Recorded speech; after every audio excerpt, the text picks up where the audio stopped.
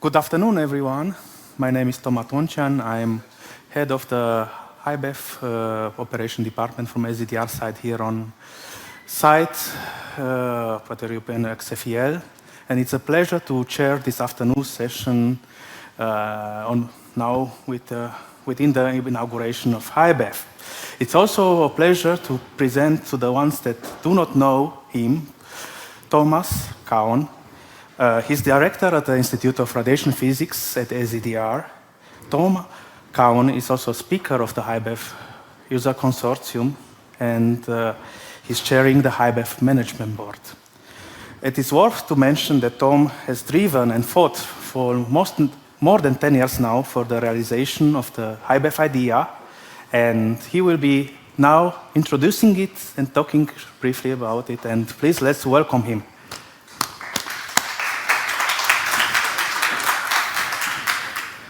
Is this on?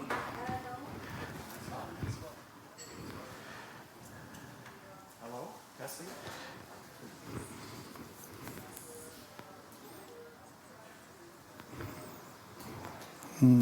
Bin ich eingeschaltet jetzt? Okay, sehr gut.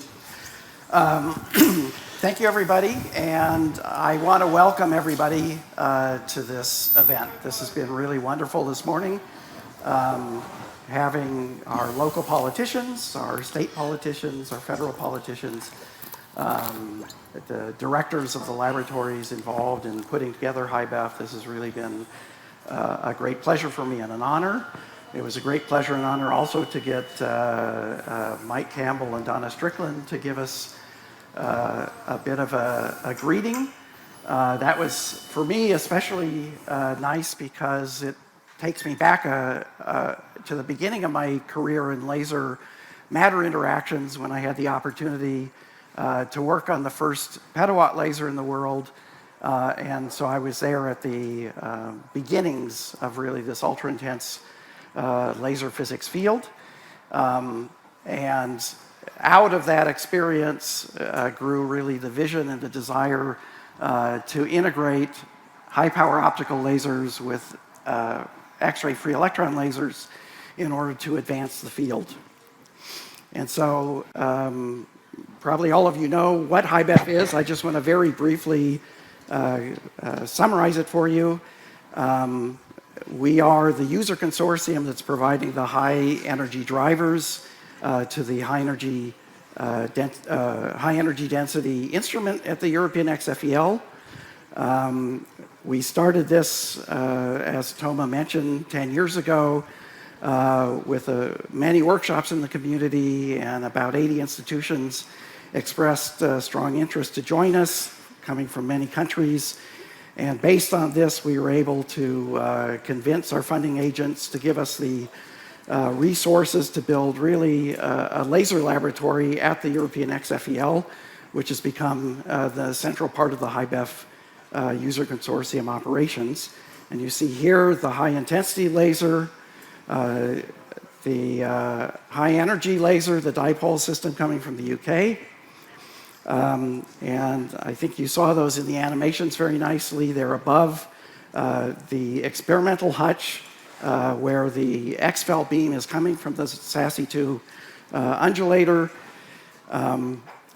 The high-intensity laser, the CPA laser, was provided by our institution, HCDR. The high-energy dipole laser provided by the Science and Technology Facility Council from the UK under the leadership of Justin Wark from University of Oxford and John Collier from STFC. And then our colleagues from DAISY have provided a second interaction area chamber. This is what you saw, the VIP sliding into place, ready for operation. High pressure diamond cell apparatus. And then jointly with us from HCDR, we're providing pulse magnets so that one can look at physics at very high magnetic fields. In addition to the main drivers, we have additional instrumentation coming from HIBEF members from France, CNRS for VISAR and spectroscopy, and from Helmholtz Institute Jena, for example, for high precision polarimetry, X-ray polarimetry. And with these unique drivers and the wonderful properties of the European XFEL, these really enable new research directions ranging from structure of the QED vacuum, and I think that was discussed a bit this morning. You see a sketch there using X-ray polarimetry techniques to look at the birefringence effect of very strong electromagnetic fields provided by the laser on the propagating X-ray beam. We have a large area of relativistic plasma physics. This harkens back very much to what you heard this morning from the original Nova Petawatt activities, where I was fortunate to be. We accidentally discovered ion acceleration. We worked toward applications and so on. And one of the important things for the future is to better understand the interactions of high-intensity lasers with matter by using the XFEL beams so that we can then develop a predictive understanding and improve application areas and in both applied and basic research with ultra-high-intensity lasers.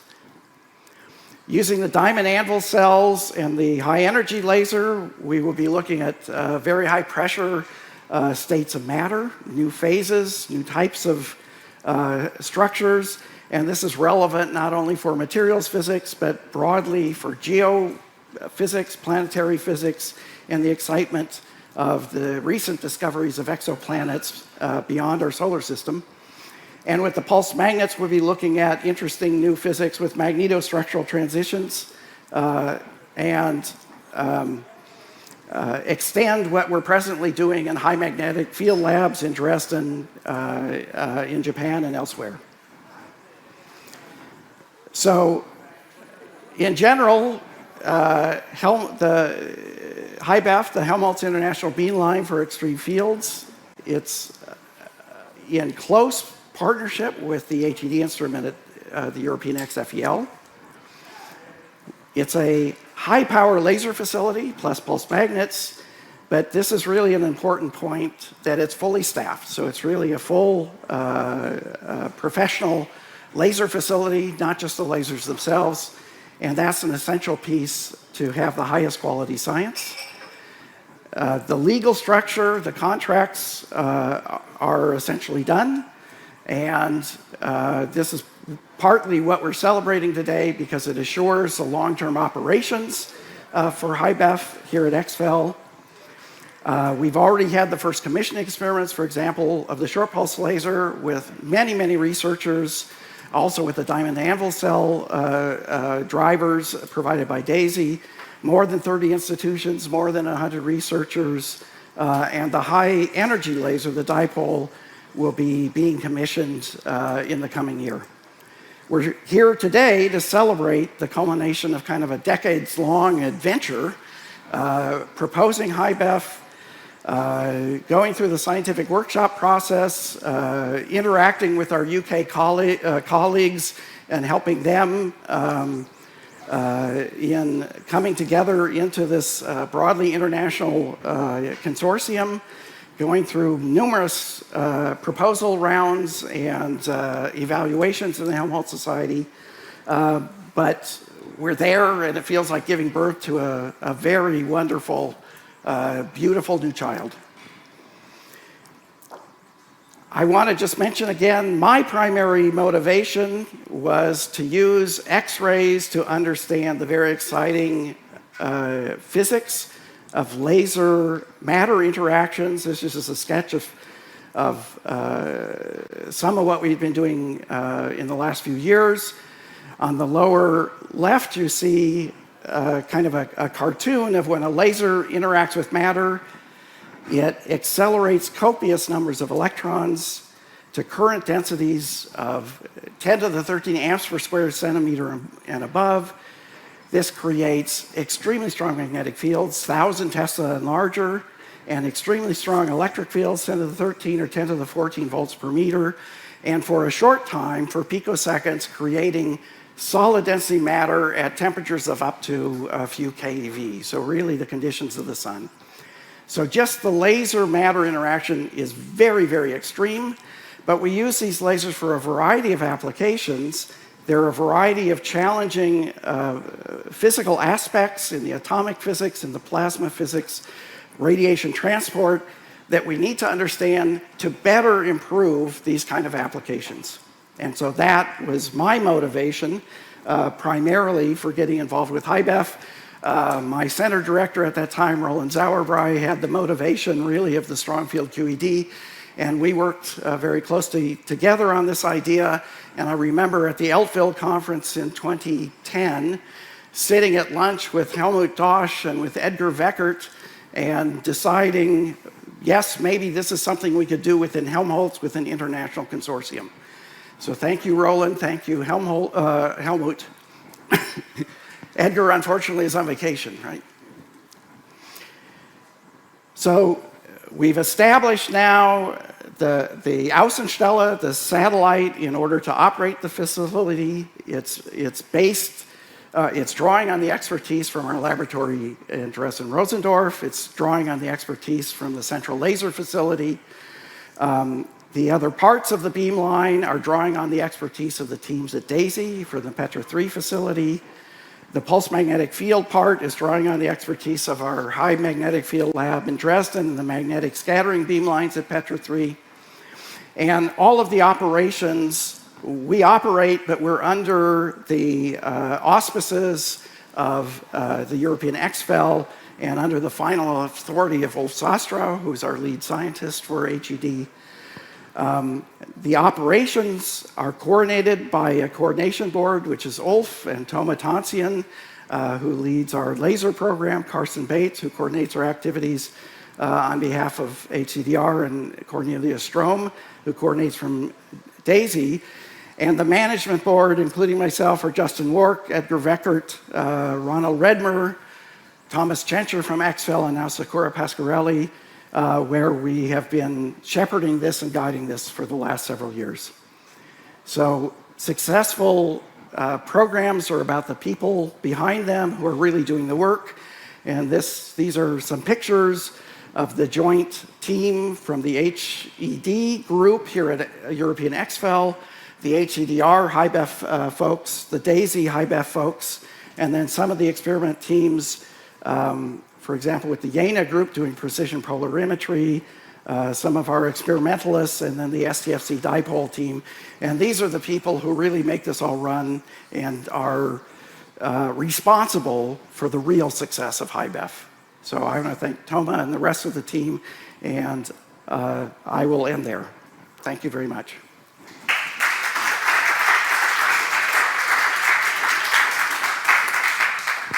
Thank you, Tom. If there are any questions, please. Otherwise, we will go on with the next speaker. The next speaker is Ulrich Schramm. He's also director of the Institute for Radiation Physics at SEDR. He's leading a high-peak power laser, several laser facilities, the Draco Petawatt, Penelope Petawatt, and a very successful basic and applied science program, in particular with the focus on laser acceleration of particles and their medical applications. Today, Ulrich will be talking about unraveling the secrets of laser plasma acceleration, particularly with ions, and how X-rays can help there. Please. Yeah, thank you. Is this working?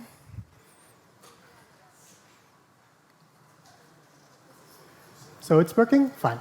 Yeah, thank you, Toma. It's a great pleasure to be here, and it's really great to see this successful coming to life of HIBEF after, as Tom said, about 10 years of preparation into this project. Yeah, together with Tom, I'm representing the short pulse laser, high power laser driven physics at HZDR and at HIBEF. And I would like to give you my kind of personal motivation and guide you through one example why we were so focused in really preparing HIBEF and why we are putting so much hope and interest and fascination into the future work at this great and beautiful new facility upcoming now.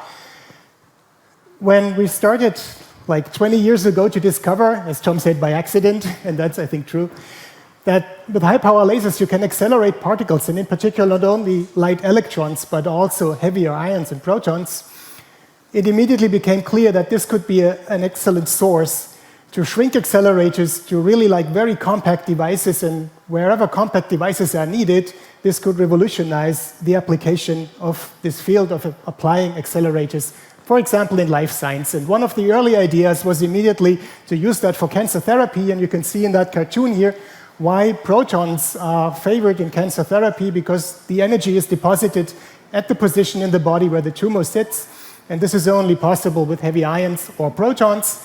And one needs more compact, more cheap accelerators than the ones used at that time 20 years ago. I mean, the field has developed. This is not that clear any longer. But still, I mean, as Thomas Bortfeld and Jill Leffler emphasized in 2017, still shrinking accelerators, sharpened beams, really measuring where the beam is delivered, and also developing new sources could broaden the coverage and by that help like using this scheme. So why were we at that time convinced that lasers could play an important role in that game? And that's because if you have a high power laser, you are producing intensities like 10 to the 21 watts per centimeter squared, and that corresponds to electric field strength in that laser field of 10 to the 14 volt per meters. And if one could use those fields for accelerating particles, it's extremely clear and obvious that at that point you can shrink accelerators to micrometer scales or even millimeter scales. And the only thing that remains, and I mean only in parentheses, is that you have to kind of rectify these fields. Laser fields are oscillating and they are transverse, so they are not directing particles in forward. So what we have to do is we have to find ways in really like pushing the fields in the direction that they accelerate particles in forward direction. And a lot of effort has gone into electron acceleration, where this is done in waves that propagate through a medium. For ion acceleration, you need to keep the field constant in space. And here the trick is, as you can see in this cartoon on the right, simplifying strongly, is you shoot the laser onto a foil, you are pushing all the electrons through the foil by the pressure of the laser, and then you are polarizing the backside.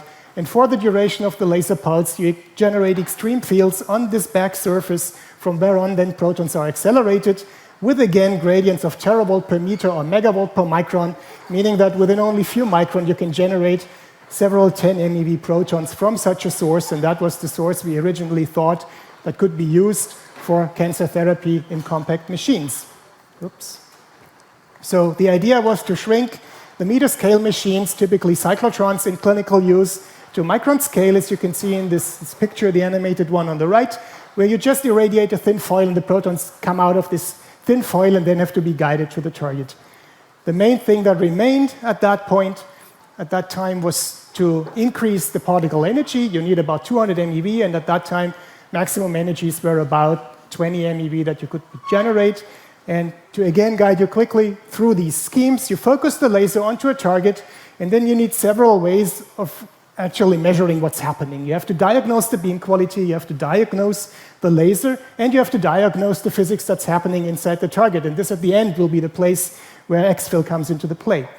So what do? We accelerate particles, and we would like to increase energies to those relevant for example, cancer therapy. And the simplest way to do that is to increase the laser power on target. Putting more energy, more power on target, I mean, kind of sounds like increasing the proton energy, and it does, and you can see that here based on theory and experiments, while what you can also see that these orange marked areas where the relevant energies are very difficult to reach. It took us more than a decade to actually reach the 50, 60, 70 MeV region with compact short pulse lasers. This had been done decades ago with very large laser systems shooting only once per hour. Now it's possible at 10 Hertz, and it took a while.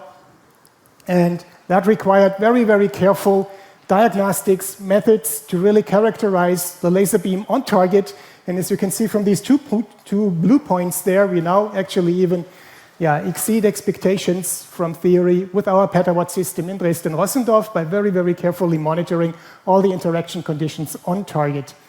Still, at that point, I mean, we still have to modify kind of intuitively the shape of the laser pulse in very small, fine detail to optimize from the light blue curve to the dark blue curve. And you can see that that's a substantial difference when you plot the energy distribution, which is typically exponential in the process, and you want to make use, for example, of a part of this energy for a test experiment, as Roland Sauerbrei already hinted this morning, for irradiating a tumor in a mouse.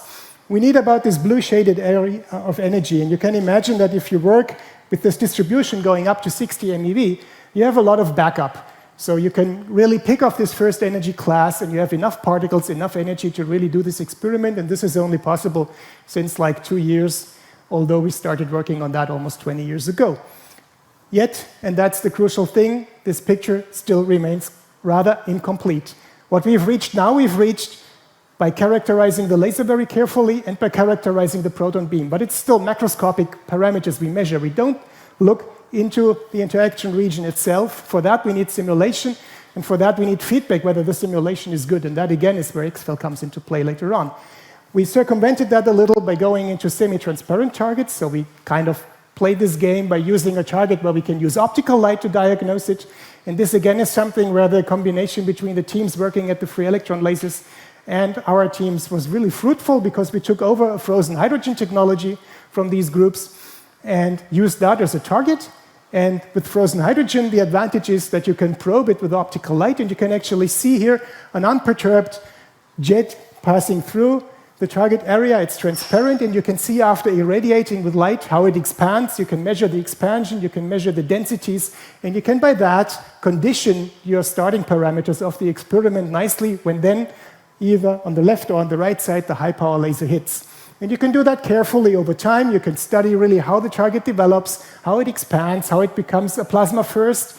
This is when it gets dark, and how it then becomes transparent again when it expands so that the density is decreased, that it gets transparent again. You can do this probing at different wavelengths, and by doing that, you can really map out the density distribution and actually use this as an input for simulation. As Tom said, you want to be predictive with your simulation, and for that, you actually really need to know what you are shooting on. You don't only need to know the laser parameters and the final outcome, you really need to know what's happening on site at the target. And by doing that, we figured out last year or a year ago that we could actually go up to even 80 MeV in a system where the target just gets transparent, so that we don't only interact with the surface, but we start to interact with the volume. And you can see that by expanding the jets slightly, I mean, this is sketched in the right plot now, you start under perfect conditions, the jet as it is with 5 micron diameter, you get the blue curve up to 35, 40 MeV. You expand it a little to 11 micron, and you can see that you can almost double the energy up to 80 MeV with only like 10 joules on target. I have really to emphasize for the experts. And even if you expand it further, when it gets fully transparent, you still reach up to 20, 25 MeV, and this surpasses the performance of a standard foil that we used so far as the reference. So this is very interesting to really work with targets that can actually also operate with repetition rate, because they do not generate a lot of debris, because it's just hydrogen if it expands.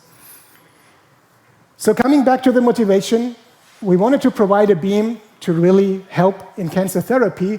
Now we still want to do that, and that's the second part I will come to at the end. We want to exploit these source characteristics, the extreme doses per pulse we can generate.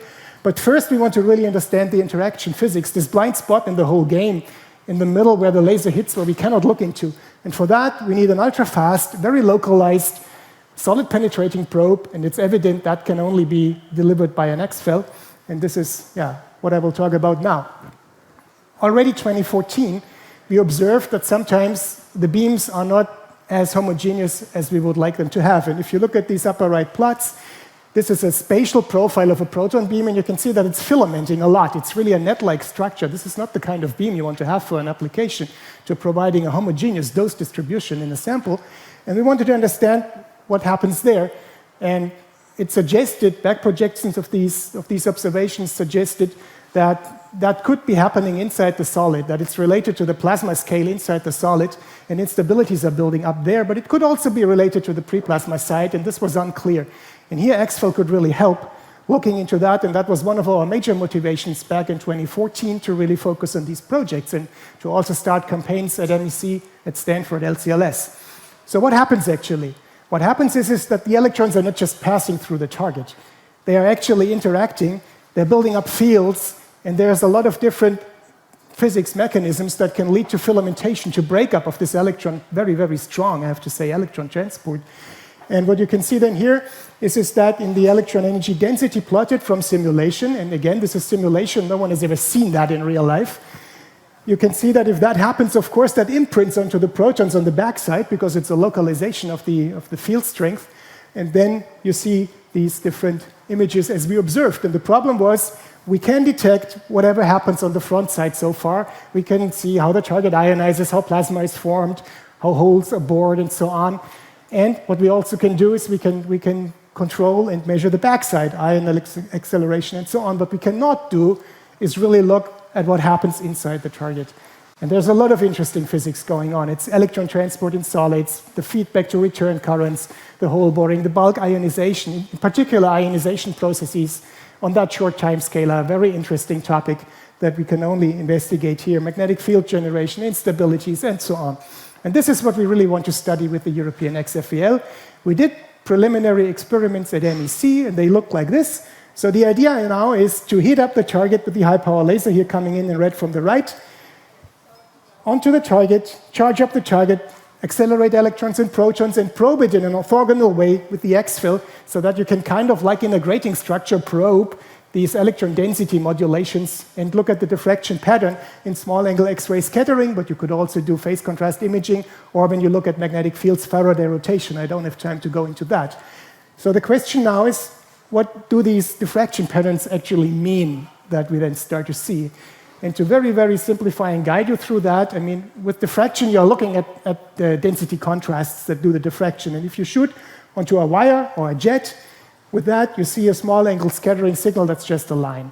So if you now dent this, I mean, if the high power laser pushes inward, it actually spreads up because you add additional curvatures to that picture, and you can really measure how this happens by doing this successively in a pump probe experiment. What happens now if these instabilities occur? When instabilities occur, you're starting to modulate the surface, and when you modulate the surface, you get many of these streaks.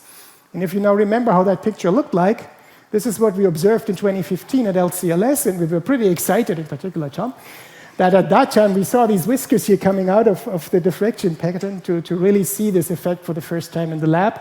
But it's of course very difficult to like do the back calculation to really evaluate such an experimental observation in the sense that you study what happens on target. So just to summarize that, Thomas Kluge did a number of simulations at that time to really study how the diffraction patterns are characteristic in the sense for different processes. And I mean, as you can see, these hole boring streaks to the left and right in the diffraction pattern, they are clearly visible. But you can also distinguish the ripples in the instability formed by the instabilities orthogonal to that, leading in this case to orthogonal diffraction patterns. And you can also distinguish, at least in this idealized picture, between front-side and volume-based effects. This, of course, is something we still have to measure and then also do all the reconstruction with that in order to learn what happens inside the target. So this is apparently complicated, and that was one of the reasons why at that time we chose to go for a more simplified target to see how this really happens in real life and experiment. And the first idea that I think came up by Josefine Metzkes was to use a target that's actually already a grating, a stable grating in time. So we didn't want to form like transient gratings. We wanted to use a grating already pre-manufactured on the corresponding size scale, which is about 100 nanometers or so, and then observe how this grating kind of dissolves when irradiated with the high-power laser. And it turned out that this delivers or gives a nice experimental signature, but it could also be used as a probe to really diagnose physics happening inside the target. So this is like a cartoon. This is not an experimental picture. It's a simulation, and it's not even a simulation of the grating, but there's kind of an artistic time scale plotted into that picture made by the Stanford people. So what you can see is that originally on the left you have the unperturbed grating, then the grating kind of dissolves, and then interesting plasma effects happen, that you have small particle streaks emitted from the corners of this grating on the very right side, and they all influence the diffraction pattern. So from the unperturbed grating initially, that's a test shot, you get like a diffraction pattern as you expected from a grating with certain fine structures that can be explained by the geometry of the grating. And when you heat it, the contrast is reduced. But from this level of reduction of contrast, you can really learn how the weakening of the edges and so on happens. And you can do that time resolved. At that time, we'd be happy with a bit better time resolution. But nonetheless, that was the first measurement to really do that. And you can even see, or in principle, you could see the really details of how the plasma is formed and expanding and heated, because if you do two simulations, one including these little jets and one not including those, you see that there's a difference in the behavior between the orange and the gray curve, and that's a hint that these kind of effects can really be studied. So that's just about the dynamics in the plasma with really like unprecedented temporal resolution that helps us identifying what could happen during the interaction we are interested in for the particle acceleration. And we went on with that, and we said, okay, we cannot only scatter from free electrons, we can also scatter from bound electrons, and the idea is to go for resonance scattering, to really study ionization states, to study how the opacity, like the absorption quality, the imaginary and the real part of the index of refraction develops, and that could then be opening up the field to measuring the temperature in buried layers. That's an extremely interesting field, and only the very, very, very first experiment really is performed here. And we needed to do a complicated grating structure, like you can see in the upper left, tuning the laser onto a resonance of the copper, I think, and at that, then based on asymmetries that come up in the scattering process, you can actually measure like the ionization state and what happens really inside a particular layered structure. And you can even like place these structures deeply as probes in certain plasma conditions to measure inside a solid volume. And it would, of course, be very, very nice to not do that with one shot at one energy and a second shot at the second energy and a third without the laser and so on, but to have like multicolor probing at the XFEL simultaneously to do this probing really in like one shot completely, because things develop very dynamically between different shots often. Now, very briefly mentioning the status of HIBEF. I mean, many of you, I think, were involved and know that the first commissioning run took place only a few weeks or months ago. It's, as Tom already said, I mean, it's an effort undertaken by the whole community. Many, many labs involved. I'm not going to quote any names. It's so many people. Thanks to everyone involved. It was like really an extreme success to get all these instruments working together. And you can see a list of the very demanding and interesting experiments that had been performed as a first test. I just now want to highlight a little bit the properties of the RELAX system, because the RELAX system, it's been mentioned this morning already, is a very complicated and dedicated instrument that for the first time really like bundles the experience we've had during the years at Dresden and at other sites to really provide an instrument that works reliably at the user facility at repetition rate and high energy. And the one thing I really want to highlight, apart from like the nice things to have, like nice energy, nice pulse duration, and so on, high reliability with a lot of backup options, is the excellent synchronization that we now have between the two lasers that can really allow for pump probe experiments with excellent, like really timing capabilities and resolution. First experiments took place in the chamber that you've already seen in the movies this morning, so I don't have to go into many details. I can maybe just highlight a simple but very efficient concept and idea is that at the end, before detecting the scattered X-rays or the diffracted X-rays, we put a small slitted mirror in to really like guide the different intensity levels and the different beams onto different like diagnostics to measure the several things simultaneously. Very briefly, like finishing the motivation part is we now hope to be able and to have the tool at hand to understand what's happening inside the plasma. We want to explore and improve our particle acceleration, and we want to use that for the kind of original idea to cure cancer. So where are we there? We wanted to provide a test experiment, the first in vivo irradiation of a living animal having cancer, and for that we needed sufficient energy to penetrate the volume. I showed you that that's possible. It had to be extremely stable, and we are like a bit proud that we actually really managed to fulfill the conditions that normally only are available at a clinical machine, because that was the only chance to get an animal study granted. So that we did, and that I want to show you very briefly. For that, we used the laser system we operate, or the both laser systems we operate at Dresden-Rossendorf, so we were already a little bit familiar with operating laser systems in accelerated facilities. That helped a lot in really like building up HIBEF, which is kind of similar. And what we achieved over the last 2 or 3 years is stabilizing the proton energy output quite a bit by what I mentioned initially, careful fine-tuning of the laser conditions, like really the rising edge of the laser optimized with feedback and so on to the proton performance. And as you can see here now, over several months, we managed to really stably accelerate protons to the 60 MeV level, which is needed to do these kind of demanding experiments. So this is ready for applications on demand, and we only now need to guide the beams to the target. For that, again, it's like using the expertise of the different groups and institutes on center and also focusing on HIBEF, and that is pulsed magnetic fields. So we use the pulsed magnetic field transport system matched to the pulsed laser with two solenoids guiding these beams towards the various targets that you can see sketched on the right. And again, I would like to highlight these stability plots on the lower right.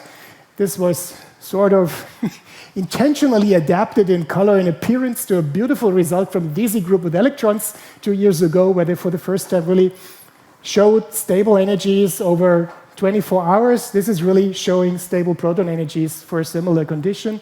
So that's one of the key messages. Laser accelerators, let it be protons or electrons, are now stable. We can operate them. They are ready for use in applications. So with that, we wanted to irradiate a mouse with a tumor specifically prepared in the ear. And that's because we really want to have not too much tissue around it, like influencing the radiation. This is a standardized model.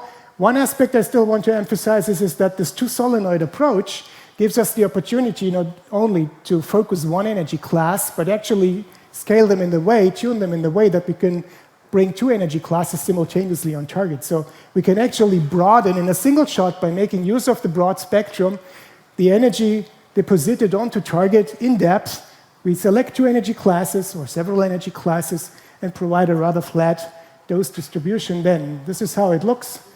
I think I'll skip over that rather quickly. And again, there are two modes of operation for this setup. One is to provide extremely homogeneous dose levels in depth, which is a prerequisite for doing animal studies. Otherwise, you will never get like the permission to run such an experiment in Germany. So this is what is shown over here. 5% level stability over the depth in time and laterally.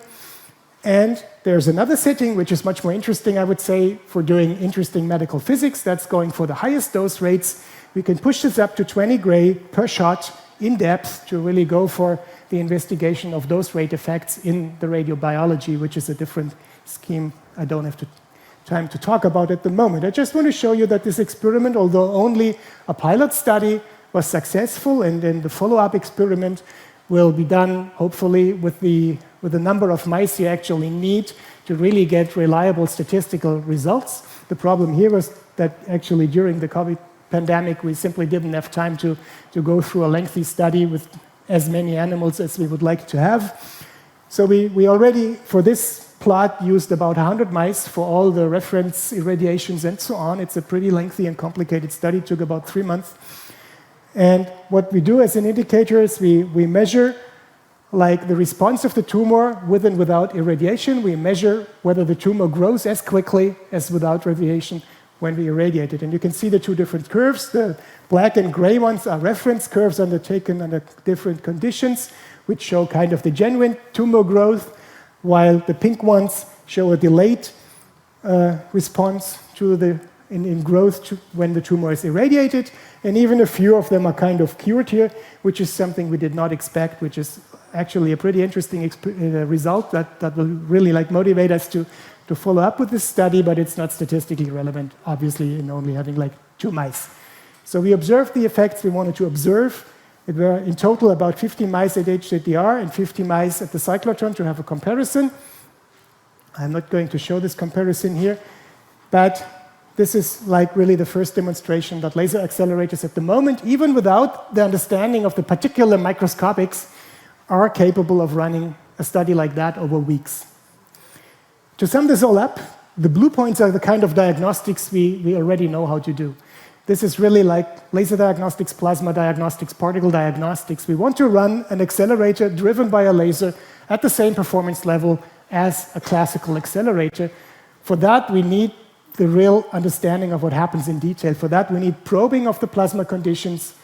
And for that, we need the link to the simulation, as Tom also highlighted. Start-to-end simulations with predictive capability require understanding what happens inside the solid density plasma, and that can only be done with HIBEF, and this final arrow here is really the link that's missing, and we hope to be able to do these studies in future. With that, I'd like to thank all the people involved. Tom showed all the people, and I can only confirm it's the people that count, and The team is fantastic. The teams at HED, the teams at DESY, at HIBEF, in Dresden, at all the places contributing at the CLF. I mean, I'm just summing it up in the sense that I show all the colored dots of institutions really like working together on this project. And yeah, with that, I'd like to thank you for your attention.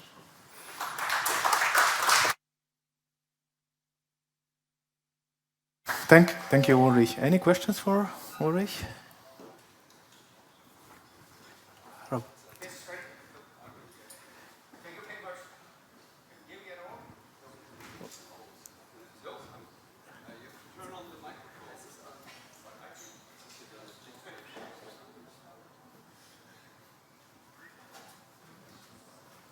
Test.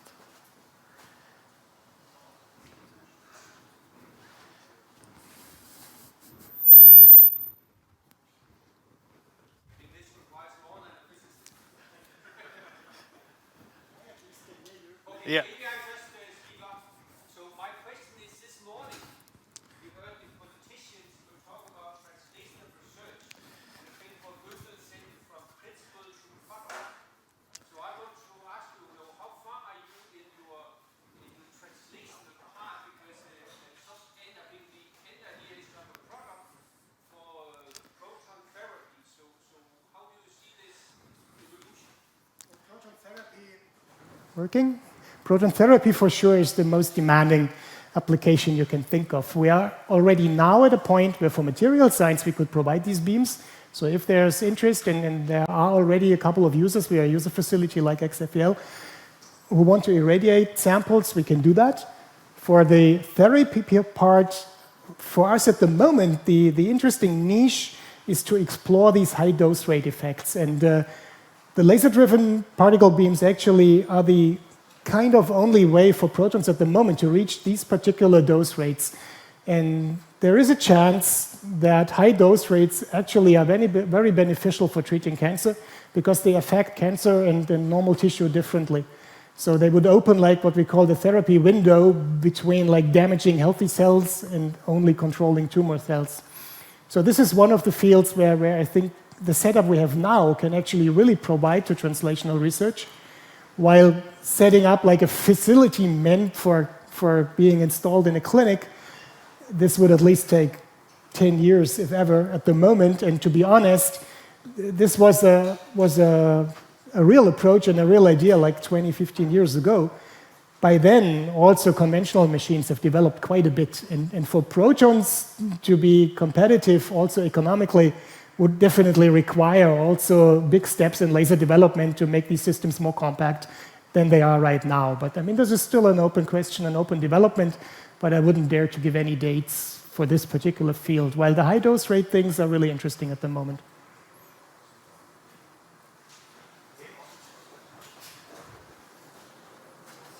Can you hear me? Yeah. So really fantastic. From an XFEL facility point of view, there's a lot of work going on right now on seeding.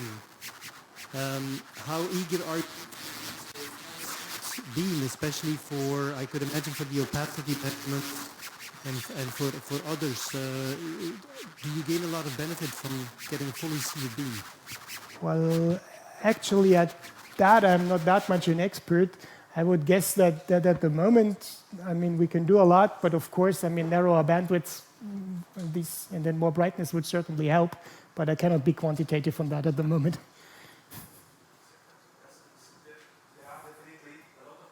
Resonant, for example, small angle scattering on seeding. So any application where you really have to tailor your spectral bandwidth, polarimetry itself will benefit enormously. So we welcome any developments there and would benefit a lot. Other questions? Otherwise, let's thank Ulrich again. As next, please welcome Professor Holger Gies from the Friedrich Schiller University in Jena. He's chair of the quantum theory group, also part of the Helmholtz Institute in Jena, and his research focus is on strong field QED theory. His goal is also to identify new high-intensity phenomena and provide proposals for experimental setups. And today he will be talking about probing quantum vacuum at HIBEF. Yes, now it works. Okay, great. Please, and welcome. Yes, thank you.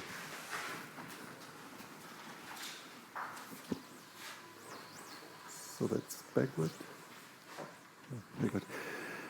Yes, large-scale facilities are multi-purpose machines, and also HIBEF, in that sense, serves many purposes, and this serves many science cases. And maybe I will be talking about the most fundamental one. So I'm honored to be here and to speak about the quantum vacuum. That's the topic of my talk. I'd like to tell you how HIBEF can probe the ground state of nature, the quantum vacuum. I'm Holger Gies, I'm from Friedrich-Schiller University. I'm also a member of Helmholtz-Institut Jena, and I happen to be a spokesperson of a research unit on probing the quantum vacuum. If you'd like to learn more about us, please visit quantumvacuum.org. So we heard already that HIBEF produces extreme fields in order to probe extreme matter and reach extreme densities, and my talk is about extreme nothingness. Well, nothing in the classical, from the classical viewpoint, simply means, well, that's a good picture, right? So it means absence of anything. But with the advent of quantum theory, for instance, with Dirac's theory of the positron, there was a notion of a Dirac sea, so first a non-trivial element entered the picture of the quantum vacuum. And maybe a better or best picture we have from the quantum vacuum is from Heisenberg and Euler's theory.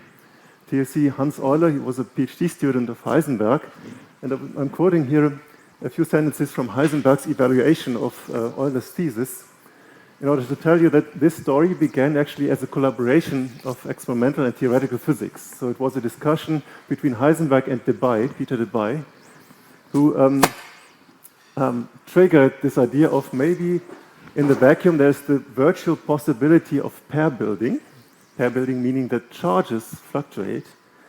And they realized that it's a question of great importance because it tells us how Maxwell's equations, fundamental at those days, are modified, maybe modified by quantum field theory, what we would call it nowadays.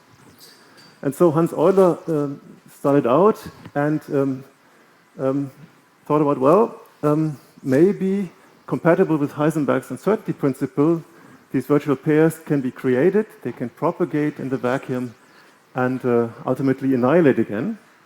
And that happens on time scales of the Compton time, very short time scales, on length scales of the Compton wavelength. And it doesn't just happen once, but it happens everywhere at any time. And since these are charges, they can also interact with one another. So the picture of the quantum vacuum we get from Heisenberg's and Euler's theory is that it's not the absence of anything, but it's the possibility of everything. So how can we probe this picture? Well, Hans Euler thought about, well, if I send in two photons, they can interact with these pairs that are built out of nothing, the vacuum. They can transfer energy via the vacuum, and this way light can scatter off other light. So it means Maxwell's superposition principle is violated in vacuum, and that's a characteristic of the quantum vacuum. So actually they formulated the theory in terms of an action principle. And so here's the abstract of their paper, and the main result is already inside the abstract, so nothing you would do nowadays, or you tell your students not to do it. But they clearly showed that the action that you come up with is no longer leads no longer to a linear theory, but a highly nonlinear theory. That means that the vacuum actually responds nonlinearly to external fields, something you're used to from media. So the quantum vacuum is a medium. That's my message here. They also realized that there is a critical scale of field strength at which these nonlinearities become dominant, and that's nowadays known as the Schwinger field strength. It's still far away, but we are approaching these scales with HIBEF, for instance. From a conceptual viewpoint, this Heisenberg-Euler theory, this effective action, was a cornerstone of quantum field theory. So it's nowadays used in many fields in nuclear physics, in particle physics, even in quantum gravity. And already the Heisenberg-Euler action contains many phenomena, it predicts many phenomena that still await their discovery. So when you think of fundamental physics, you typically think of colliders. You go to higher and higher energies, higher and higher momenta, and for this you build, of course, colliders. You may also think of precision experiments, measurements of the G-2, of the electron or muon, or lamp shift, etc. But the Heisenberg-Euler regime is a different one. It goes along a different axis. It is realized at high amplitudes, high intensity, strong fields. So HIBEF will explore a very different direction in parameter space of fundamental physics. Now, if you boil down that complicated formula from Heisenberg and Euler's abstract, this is the way Maxwell's equations look like. So you see the first term, that's the classical Maxwell equation, but then there are the quantum corrections, and they go on and on and on. These are just the very few first terms. And you can study with these equations, say, light propagation inside a strong field, for instance, a magnetic field. And it turns out that the velocity, phase and group velocity of a light wave is no longer equal to 1.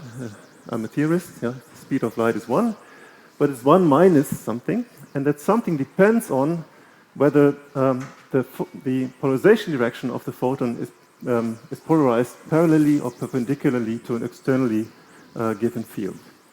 So that means the vacuum is birefringent. It responds like a medium, like a Cotton-Mouton effect, like Kerr effect if you have electric fields. And there have been several experiments in the past, like P.V. Luss, who tried to measure that effect using large magnetic fields, but they haven't been successful so far. So think of the vacuum as calcite, a uniaxial crystal. Now, a big step towards the ideas that are now of relevance at HIBEF has been made in that 2006 paper 15 years ago by the, at the time, Jena group, Tom Heinzel, Roland Sauerbrei is here, Andreas Wipf. They proposed that instead of a magnet, why not take a high-intensity laser field? Because you get much stronger fields, much higher intensities. And the idea is to modify the quantum vacuum in that focal spot of the laser, and then probe that focal spot with an X-ray beam. And then use a polarizer-analyzer setup in order to find the observable, which is ellipticity. Ellipticity is induced on a probe field here. And so let's take a look at the formula, which was derived in a plane wave model. So plane waves collide, optical laser, X-ray laser. And on the right-hand side, you see, for instance, the critical field strength scale in the denominator, meaning that the right-hand side will be very small. But we can try to compensate for this by a high-intensity pump, like relax, for instance. And there is, for kinematic reasons, 1 over the wavelength of the probe laser here. That's why it's useful to use an X-ray. And then, of course, it's still a small number. And therefore, you need a detection principle to measure these small numbers. And for this, you need high-purity polarimetry. So taking all of this together makes this an ideal science case, a flagship experiment for HIBEF. So let me talk on the next few slides on the left-hand side, because we have a group at Jena, headed by Gerhard Paulus, who have improved the world records of high-purity polarimetry in the X-ray regime several times in recent years. And that's an interesting story to be told. So the crucial element of these polarimeters are so-called silicon channel cut crystals. So you choose a crystal plane off which you want to scatter an X-ray. You adapt that to a suitable frequency, so 13 keV is a good quantity for the silicon 800 plane. And then you prepare this channel inside a silicon crystal such that you can scatter the beam multiple times at the Bragg angle, such that the outgoing, the scattered beam is polarized to a very high degree. And then you take a second of these channel cuts, rotate it to a cross position, and this way you get a polarizer-analyzer setup that is very, very pure in that sense. There are, of course, many issues like multiple wave diffraction, detour scattering, but the Jena group has these under control.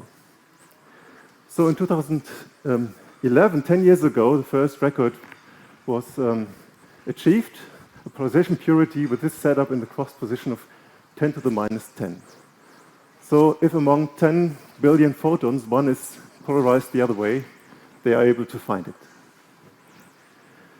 It was actually difficult to improve that number because the propagation of X-rays through these channel-cut crystals had to be understood more profoundly, and that was achieved by Kai-Sven Schulze in Gerhard Paudis' group because he developed a theory, dynamical theory of these polarimeters and understood the role of beam divergence. So in fact, the polarization purity is fundamentally limited by the beam divergences. And the good news is that there is a chance, that's a theoretical prediction, using silicon or even better diamond to reach the 10 to the minus 12 regime. So one photon among 1 trillion photons. And that means, as Gerhard says, you can use these polarimeters to even switch off the X-FEL. So, and that theory has been confirmed at synchrotrons, but synchrotrons cannot get better than 10 to the minus 10 purity.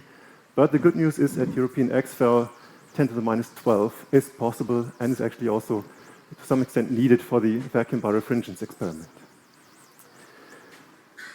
So recent data goes into this direction. So that's preliminary data, but the record is now on the 10 to the minus 11 level. Our colleagues are working on the prefactor, but it's very close to 1, as rumors say. And the good news is also that, of course, you also need to focus the X-ray.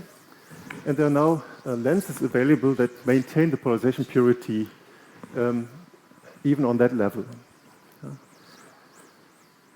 So that's good news, but still remember that right-hand side is a very, very small number. Of course, improving X-ray polarimetry is a way to go, and there have been further developments using diamond, so-called quasi-channel cut systems, and first data is already available, publication from last year. Of course, higher laser pump power is always a way to go, and I'm looking forward to HIBEF 2.0 to see whether it's useful for also this type of experiments. So what we as theorists can contribute to this is to look into more detail in the theory of these pulse collisions. So it's not plane waves that scatter, it's pulses. That means there are many more parameters, and what we can do and try to do is to find these, let's say, sweet spots in the space of all these many parameters, maybe to guide an experiment and to show you where these experiments could be most successful.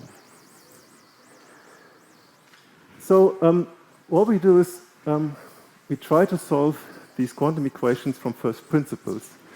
And it was Felix Karpstein from Helmholtz Institute Jena who discovered that there is a picture, a vacuum emission formalism, a technology that allows us to plug in any sorts of pulses that your laser produces, and we can work out the observable, namely the photon number at the detector. So it's a very powerful technology, theoretical technology, and by playing around with these pulses, it turns out that, in fact, many, many details matter. So think of, for instance, the pulse width here, finite pulse width. So that clearly goes away from plane wave models. And one interesting parameter is that, well, once this is finite, you have finite momentum transfer in that direction. And that means also the signals will be emitted in forward direction, of course, but also off-axis. And that's an interesting effect because if you compare the signal with the background, so of course there's still the X-ray laser going forward as a background, then the background drops off very quickly. That's the divergence of the beam, but the quantum vacuum signature, the birefringent, the flipped photon, that drops off much slower. So there's a chance by going off axis to get a much better signal-to-noise ratio. And so we came up with this concept of discernible photons, meaning that we do study the background also in theory. So we convoluted with what the detectors can achieve, here the polarimeter, the polarization purity, and compare that to the prediction of our vacuum emission formula. And if that number is bigger, we call it a discernible photon. So in that sense, it's a useful theoretical tool to identify the sweet spots in a pretty large parameter space. And so here are the recent results. That's work from a few weeks ago by Felix Grabstein and Elena Moosmann. They did a first principle optimization for HIBEF using the typical numbers for the European XFEL at that particular frequency adjusted to the polarimeter. This is data for the relaxed laser, 10 joule, 25 femtoseconds pulse duration. This is an achievable number for X-ray polarimetry, 10 to minus 11. And as a result, we identified an optimal pulse duration and an optimized width of the focusing of the X-ray laser. And if HIBEF chooses these numbers, then the prediction is from first principles quantum electrodynamics that per shot there will be a quantum vacuum flipped signal of 0.01 photons, meaning if you use a 1 Hertz repetition rate, 36 photons per hour or 5,000 photons per week. So this tells us HIBEF can do these experiments, and we also believe HIBEF should do these experiments because we are not the only people in the world interested. So there are competing quantum vacuum experiments. I told you about the magnet-based experiments. Even though they have been 3 orders of magnitude away in the past, they are still improving. There's an experiment at Sakura, Japan.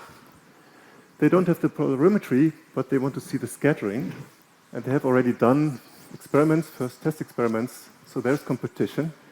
And at SEL in China, they want to kind of copy HIBEF, also including the polarimetry.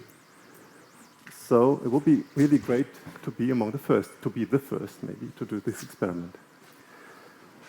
You may ask, well, that's one particular effect. It's a fundamental effect, but why should I care? So I believe that quantum vacuum physics offers many opportunities, emerging opportunities are around. And you should keep in mind that this Heisenberg-Euler theory is a paradigmatic concept. It's used everywhere in physics, in modern physics. So having a test case where we can really measure in the laboratory all the details of this type of physics is incredibly worthwhile. You can do measurements, we hope, that are difficult to do in quantum gravity, of course, in particle physics, etc. So it's a paradigm that should be explored, definitely. Then it's, of course, a fundamental effect of QED, just like G-2, just like Lamb shift. And all these fundamental effects are measured to a very high precision for a good reason, because by measuring to very high precision, you are able to discover potentially new phenomena. So I was talking about the polarization flip, ellipticity. I was talking about this one, but there is a full series of further terms which we can compute that should be probed at some point. Now, if you ask me for applications, of course, it's far away, but still, I told you, you can view the vacuum as a medium. And we, of course, use media in order to build apparatuses, optics, etc. We use plasma, etc. So think of your favorite plasma effect. And for sure, there's an analog in the quantum world. So for sure, the quantum vacuum will have effects similar or analogously to these plasma effects. And I'm pretty sure that once we reach to higher and higher intensities, the quantum vacuum has to be taken into account not just as a tiny effect, but as a relevant effect for your physics scenario. Of course, in nature, strong fields do appear. For instance, in compact astrophysical objects, magnetars, pulsars, etc. And there's been a huge debate in this community whether these non-linearities are relevant or not for the emission spectra. And the fact that there is this debate tells us we need data in the laboratory in order to gauge our theory, in order to tell the astrophysicist which model is applicable and which one should be abandoned.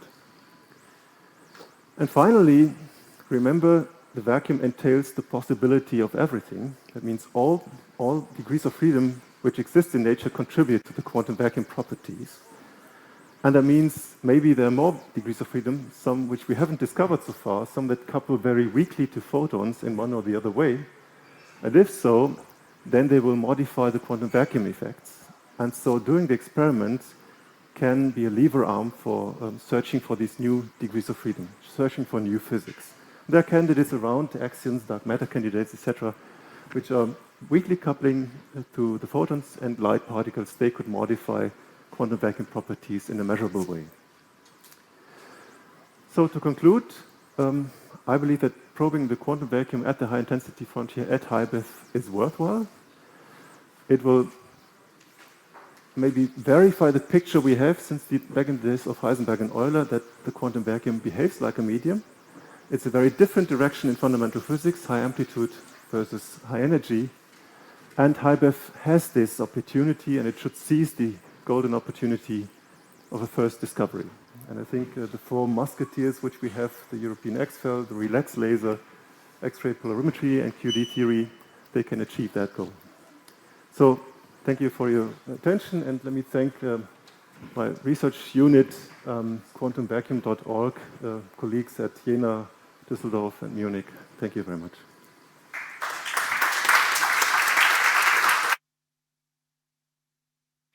Thank you, Professor Gies. Any pressing questions for him?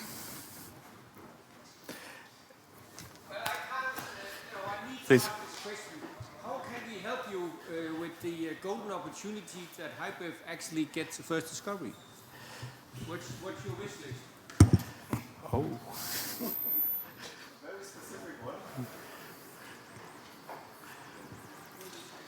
Sorry, but I need this picture. We need, here we go. We need the optical laser coming from the one hand side and the X-ray from the other hand side. We can discuss about the angle, but yeah, that's the issue, I think. So make this possible, and then we're happy.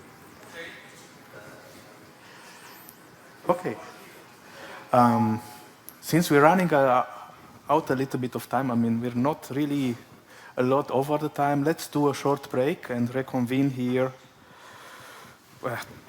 Yes, in 10 minutes.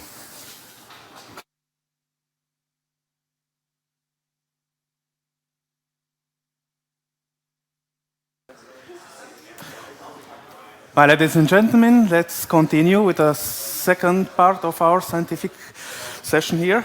I would like to welcome Professor Justin Work. He's Principal Director of the Oxford Centre for High Energy Density Science and a William Penny Fellow. He's representing the UK HIBEF partners in the management board of HIBEF, and of course with UK bringing in the dipole 100x system as contribution in kind to HIBEF. Justin Work's research interests lie in the theory, creation, diagnosis of matter under extreme temperatures, density, and pressures. He will introduce today the perspectives of dynamic compression of matter using the dipole laser. Thank you very much. Thank you very much, Thomas, and thank you to the HIBEF Consortium, especially Tom Cowan, for inviting me to give this presentation. And I just want to re-echo what my UK colleague John Collier said. We're happy not just because this is our first escape for many of us from lockdown to see people in person, but also to celebrate, as Thomas said as well, a long journey. And I think it's really important for us to remember how much work, both scientifically and politically and in all sorts of different ways, has gone into this effort. So, as Thomas said, I'm going to talk about what we will be able to do in the future, or just small aspects of what we'll be able to do in the future with the high-energy laser system dipole. So, I, too, was thinking back that this is a decadal-long effort that we've been involved with, and there are always ups and downs as you go through things. I'm very pleased when I look out and see on the display outside there that last flag of the Union Jack with the UK actually part of the X-FEL, the whole X-FEL project, because you'll remember that back after the crash of '08, the UK actually pulled out of a project that it said it would be involved in. And rather, over that period when it took us to get back in, and many of us in the UK were pushing for it, I was very humbled by the response of our German colleagues who just were finding new ways. They didn't repel us as scientists at all, but still welcomed us in, despite what our funding agencies were saying, and thought of new ways of getting us involved. And until we were formally in, one of those actually led to this concept of producing a laser that could go alongside the high-energy density end station here. A lot of people helped in that, and I'm not going to go through all of this, but I particularly remember we were chatting earlier, the former director of Expo, Massimo Altarelli, coming to the UK and sitting, being quizzed by a committee and persuading them to give us the money. It was a wonderful conversation where the head of the committee said, well, what's going to happen if we don't give you this £5 million? And Massimo just sat very relaxed and said, oh, won't be the first K the UK has reneged on an agreement with us. And they had no answer to this. And of course, that got us the funding. I'm sure that got us the funding. It was one of the many things. And so we've been going for a long time on this. We've seen this picture, dipole, completely revolutionary technology pioneered by John Collier and the staff at the CLF that allows you to take our 100-joule type laser, nanosecond laser systems, and fire them at 10 times a second rather than once every, say, 6 minutes, as it happened at LCLS. And that's based on the idea both that you're pumping at exactly the right energy for the gain media with diodes rather than flash lamps, and a very sophisticated cryo-cooling system. So this is generating something of order 100 joules in output. It can, actually, we know it can go far better than that. Even before it was delivered, it exceeded that by several, quite a large factor, as I'll show. It's got adaptive optics. Really important for us, it's sculpted in time. That's to say, it doesn't just throw out some Gaussian pulse or some top hat pulse in time. You can dial in what pulse it will put out in time. And that is going to be extremely important, as I will talk about as we go through. So it was built in the central laser facility in the UK. A special lab was set up to build it with the markers put out exactly how it would fit because there's restricted space here in XFEL. And this is what a schematic of it looks like. And John was telling me if you go in there right now, as he's just done, there's not a lot of room to spare. Yeah, so John needs to lose a little bit of weight to get in for next time round. Here's just some snapshots. It started, the actual building back in the Rutherford lab of the laser started in 2017. It took over a year to get most of that going. And then finally, it was then in a commissioning phase. And I just want to show here this picture of the very last shots that were done on the dipole laser in the UK before it was then shipped at the end of that year in 2019. At the end of 2019 to here in Hamburg, it was producing 150 joules. And it can actually, I think, we're not going to push it. I assure you, John, we're not going to push it to that on the first day. But we do know that the 100 joules is quite a conservative estimate of what it can do. And what are the advantages of dipole? How is this going to stand out from other facilities around the world?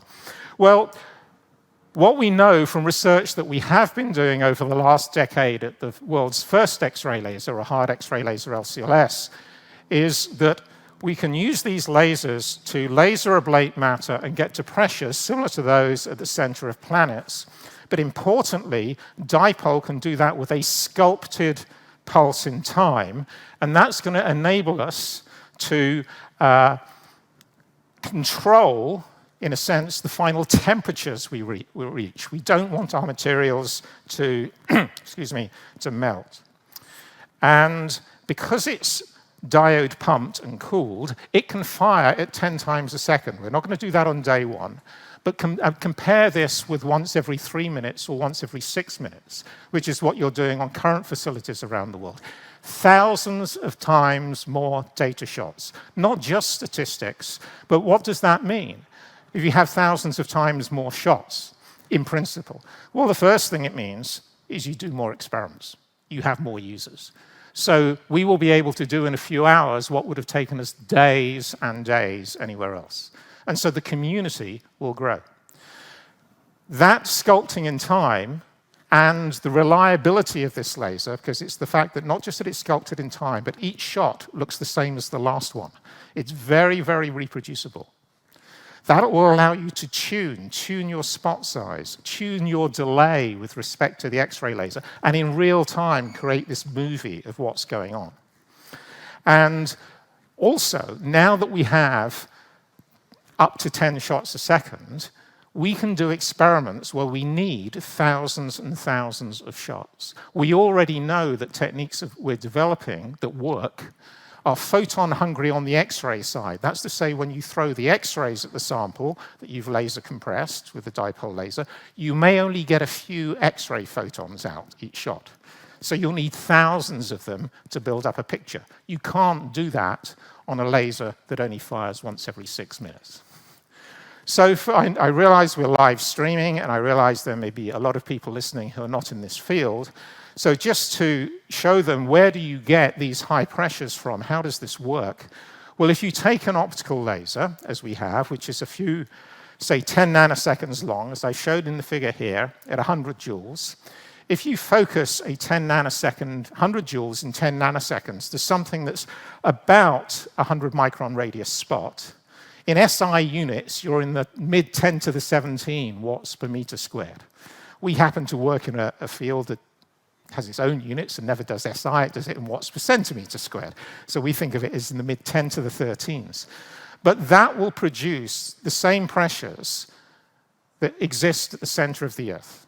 And you can show that by a very simple argument. If you say the laser gets absorbed, or a reasonable fraction of it, and I'm not going to go into the physics of how it gets absorbed, but it'll get absorbed, it'll create a plasma, and it propagates, getting absorbed up to a point where the laser frequency equals the plasma frequency, the natural frequency of the electrons oscillating. And therefore, if you equate that laser intensity going in with the flow of kinetic energy and thermal energy coming out, which is about half rho squared at that point, but it's traveling at velocity v, so the flow, the rate is rho v cubed, or half rho v cubed, or we miss out the half if we're thinking about thermal energy as well. You equate those things. And then you say, okay, this is a self-regulating process, so at that critical surface, the flow velocity is the speed of sound. And that's the only things you need to do. It's a wonderful little undergraduate model, because the speed of sound is going to be the square root of the pressure over the density. And that immediately gives you, seeing you know how the critical density is related to the electron density, which is related to the mass density, because typically an atom has sort of 2 nucleons for every electron, you end up with this equation at the bottom for the pressure. And actually, if I just throw in the numbers and say it's about 50% efficient, I get 4 megabars. From a very simple, one-page undergraduate model. It also teaches us some very important physics, by the way. It teaches us that the pressures we reach scale as the intensity to the 2/3 power, so that when Tom comes along and says, I want to go to a kilojoule laser, now you've given me a 100-joule one, that will only get us up a pressure factor of 4.6, not a factor of 10. So we have to we have to do this. But it also shows us that we would like to frequency double, because immediately out of this comes the idea that shorter wavelengths give you higher pressure. That's really because you're getting to a higher critical density. But very simple numbers, and we know these numbers work, of course. We have done this over the years. But for those of you who don't know the field, this is how you produce those pressures for about 10 nanoseconds or so. And by the way that you measure that pressure typically is to shine an interferometer on the back of your target and watch the surface of that target move. It's what we call a visor. But we measure the pressure directly that way. Now, the sorts of things that we will be doing here on ExFIL at the HEDN station are I think when we start up, are very similar to what we've been doing for the last 10 years at LCLS, except we will have this 10 times, these thousands of times more repetition rate and this exquisite control. So what I'm going to do is just give you a couple of examples of that and point out, because I don't have very long, where I think, at least in my area of compressing materials to these densities, where we need to go and where dipole will help. So typically what one does is you take your nanosecond beam and you focus it down, as I say here, to tens of microns. You produce this megabar pressure going into the material. And at some point when you've squashed your few microns of material, in comes the X-ray laser beam and produces an X-ray diffraction pattern of your squashed crystal. So why do I need to sculpt the pulse? And the reason is, if I just put a laser pulse of top hat, as I've put on the top here, into the material, it produces a shock wave. A very sharp discontinuity in the density and in the pressure. And the problem with that is if you shock a material, and I've created here, this is a totally fictitious material on the right here. I just made up something that's typical. You know, you have phase transitions, you have melting going on, and all these sorts of things. And the shock will take you, if you shock to a certain pressure, you'll go along the Hugonio, and you'll see that the temperature rises rapidly. Most materials, as I've shown here, most metals, for example, if you shock them, will melt somewhere between about 1 and 2 megabars. Some of them are a bit higher, some a bit lower. But again, people swap units. So 100 GPa, 10 to the 11 newtons per meter squared, is a megabar. So basically, each one of these that's 1 megabar, 2, 3, 4, 5. Here's 10 megabars. And very quickly, if you don't sculpt your pulse, you will do shock physics and you will melt. Now, there's a lot of interest in that, a huge amount of interest. But we've been claiming, seeing we can get to the highest pressures that anyone can get to in a solid, laser compression, not on dipole, but in other places, has got us way beyond here already to 20 megabars, 2 terapascals. But if you want to do that and keep the material solid, you can only do that if you have a sort of snowplow push of the pressure, that you don't form the shock.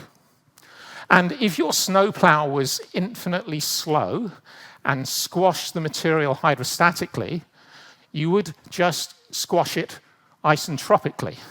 Actually, it was infinitely slow in a diamond anvil cell. You might be able to do it isothermally. But if you did it, you know, you would most, and this is where the reason this is interesting is because, of course, it's closer to an isentrope is what goes on as you go towards the center of a planet.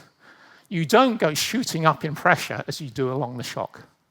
So we need to have this sculpted pulse in time, and one that we can tailor from material to material in order to keep us compressing more slowly on what we call a ramp compression. And I'll come back, because I think this is really very important.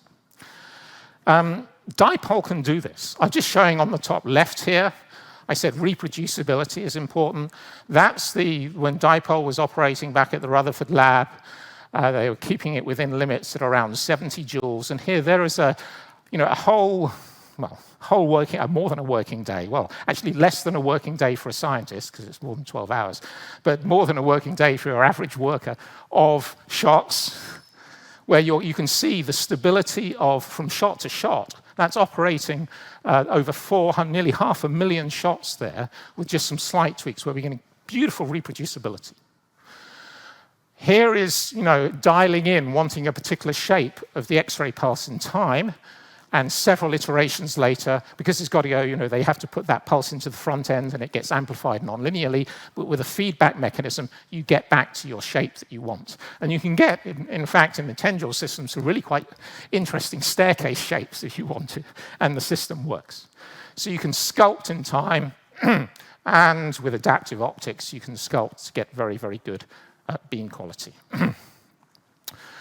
So what I think my personal view on where the challenges are, which I think Dipole can help solve, just some of the challenges, having seen what we've done in the last 10 years, is we know we can produce these megabar pressures. We know we can produce diffraction patterns that are beautiful. We know materials can change phase rapidly at these high pressures. But what I would say is the difficulty is we don't know, even though we know we can keep materials solid, we don't know how hot they are. We can measure the pressure from this interferometer. We can measure the density, because that's what X-ray diffraction is giving you. We don't know how hot they are. That's one problem. The other problem that we're starting to see, or I wouldn't necessarily call it a problem, I call it perhaps a feature, but we have to be careful about, is we see new phases forming, but they don't form at the same place as they would do if you did a static experiment in a diamond anvil cell. In many cases, we have to be very careful before we go off and say we're doing planetary science, because planets don't just exist for 10 nanoseconds. So we have to understand what is it that is causing us in certain circumstances to see phases that you don't see under static conditions, phase boundaries in completely different places from where you would see them statically. Now, part of that is going to be due to kinetics. Things take time to happen. Part of it, actually, is probably due to the fact that we produce this planar shock wave that has an awful lot of shear stress that has to be relieved. That's the thing that heats the sample up, by the way, is the plastic work that you have to do. That's most of the heating. There's a little bit of compressive heating, but most of it's the plastic work. We don't understand that. That's what we need to understand. We'll need a lot of theoretical input to do that. So I've illustrated that with my fictitious material with these two arrows. This arrow A is meant to be saying, OK, I've got a couple of phases in my material. If I thought that was the phase diagram under static long-term conditions, where is that phase boundary if I do things in a laser experiment? Is it in the same place? And if not, can I understand it? I'll show you an example of not understanding where that is. OK? And then my question B is, if you want to study shock physics, fine, but if you want to keep the material cool to high pressures, well, you better know how hot you're making it. And at the moment, we don't know when we do ramp compression where we are in temperature space. So we need to understand that, and we need to measure it. And I think dipole can help us with both. So the first of those questions, just to show you, the phase boundaries aren't in the same places necessarily. So here's an experiment actually led by a speaker who's coming after me, Malcolm McMahon's group in Edinburgh, who we've been collaborating with, but Malcolm's been leading. He's a high-profile person in the static community and now in the dynamic community. But his student at the time, Martin Gorman, looked at bismuth. And first of all, there's a plot there of the beautiful X-ray diffraction patterns you get as you take bismuth up in pressure. Not particularly high pressures here, just some small fraction of a megabar. But what's interesting is I'll tell you a number of interesting facts about what happens when you look at the phases of bismuth under dynamic compression. First of all, bismuth-3, which is a wonderful phase that you see under static conditions, which is what we call one of these host-guest structures, an incommensurate phase. It's almost like a crystal, a normal crystal with holes in it, and down those holes you string like a necklace of pearls of the same element, but whose spacing, the spacing in the necklace, the 1D necklace and 1D chain, is completely incommensurate with the spacing of the host crystal. Now, that's seen in static conditions. It's not seen under this dynamic compression in bismuth. And you might say, well, obviously, that's a very complicated phase. Maybe you can't get those complicated phases to form in dynamic compression. You can, because Malcolm sees that in scandium and antimony. So it didn't not form because incommensurate phases can't form in nanoseconds. We know they can. We don't know why it didn't form here. They see a completely new phase that they call bismuth metastable, bismuth M, that has never been seen in bismuth. But it forms here under dynamic compression. Then, if you look at another phase which is known statically, bismuth-5, it occurs under dynamic compression at lower pressures, considerably lower, than it does under static. So we're finding that the phase diagram is not anything like what you would see in a diamond anvil cell. And you can ask me why, and the answer is I don't know. It could be kinetics, it could be part of the shear stress, it could be, these are the sorts of things, but we also don't know exactly what the temperatures are. So we have to be, I'm counseling us as a community about saying we're going off and doing planetary science before we really fully understand what we're doing. So that's the first thing. So is this kinetics or is it due to shear? So that, by the way, I could have given you another example. Another classic example is silicon. Silicon, we've known for years that under a perfect silicon crystal probably undergoes a phase transition to beta tin to relieve the shear stress, but it does so at a very different point than where normally the static phase transition will take place. So Emma McBride from LCLS talked about that. So when we deform materials under uniaxial compression, the material has to flow plastically. And when it flows plastically, that's what puts the heat into the material. So we need to understand that plastic flow, which takes place by the generation and motion of dislocations.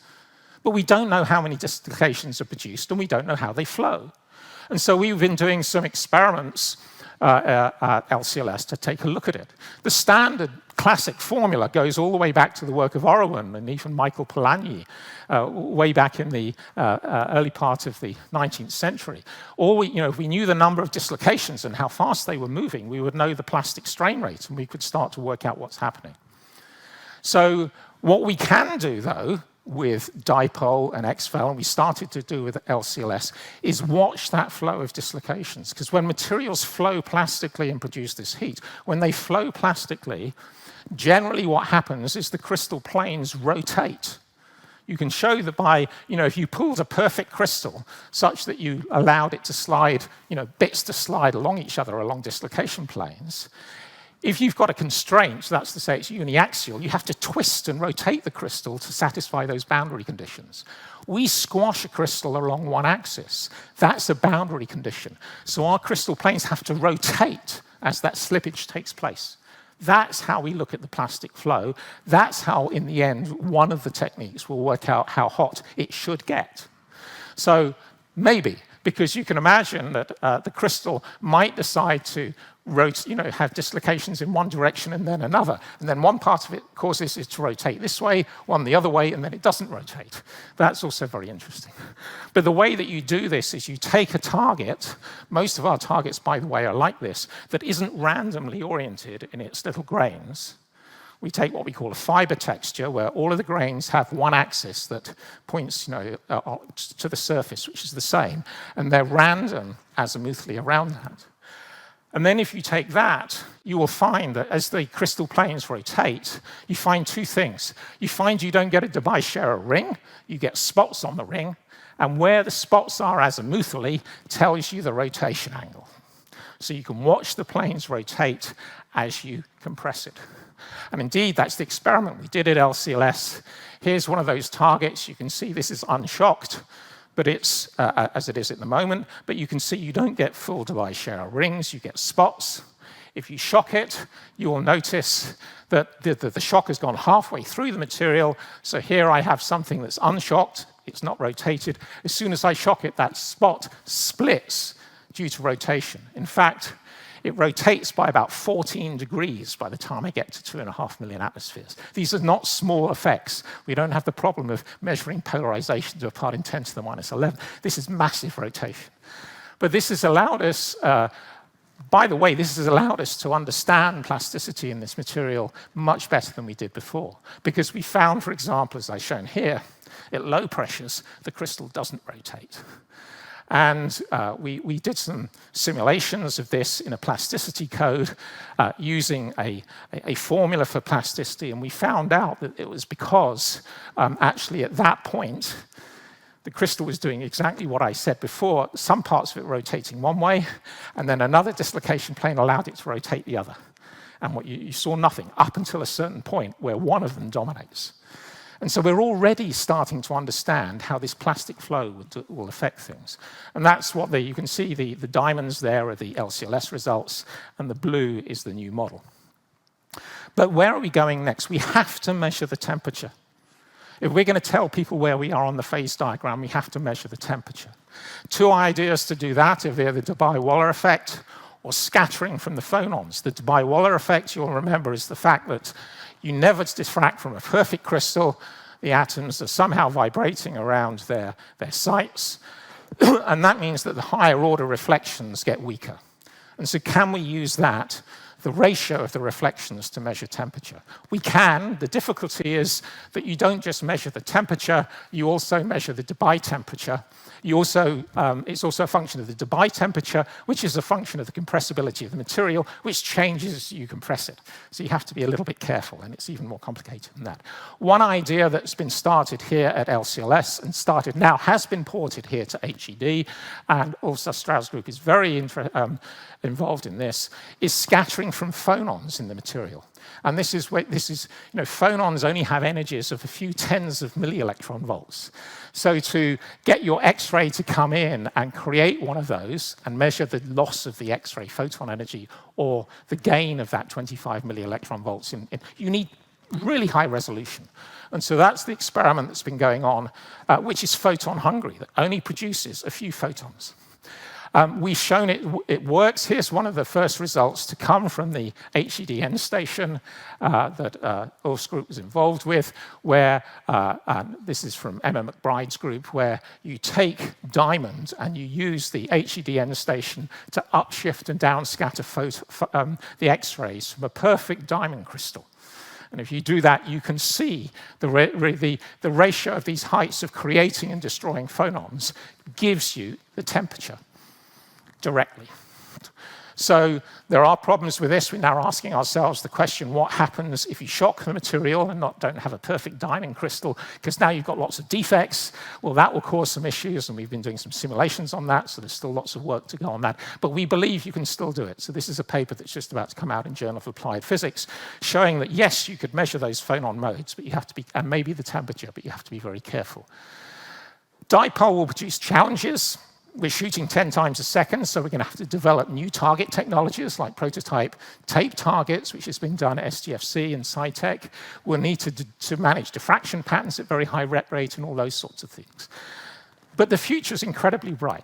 We're now going to be able to do high-pressure science in a way that cannot be done anywhere else in the world. And I just want to thank the whole HIBEF consortium. There's so many people, as well as all the people working. I was glad to see that Tom showed the picture of the dipole team, John. Convey our thanks to them that we have this up and running. All of the HIBEF consortium, there's a lot of work that's come out of the funding agencies to get us here, STFC and EPSRC. But I am so pleased to be here. I cannot express my pleasure that after a decade of work from so many people, we have a facility, and we have the best facility in the world. Thank you for your attention.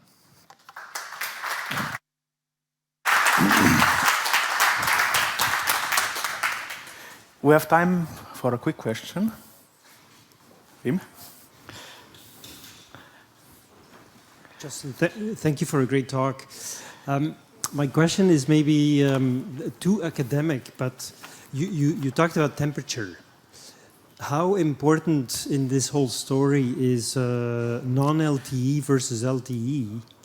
And how, so in other words, the notion of temperature, how can I understand that in these dynamic processes?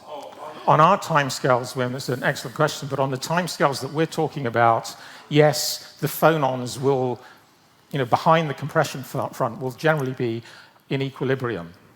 Okay, because remember that your maximum phonon, your shortest phonon period is a few hundred femtoseconds, right? So if you do a molecular dynamics simulation, you will find that the temperature of the ions is very, very, you've got to thermal equilibrium very quickly behind the shock front. And also, if you think about, for us, the electron, the electron phonon timescales are down, as you know, in the picosecond regime, and we're doing nanosecond experiments. So we think that on the compression, we will be doing, we're pretty much in the temperature, there will be a unique temperature. I'm much more worried about the fact that I'm not in a thermodynamic equilibrium in terms of having a pressure.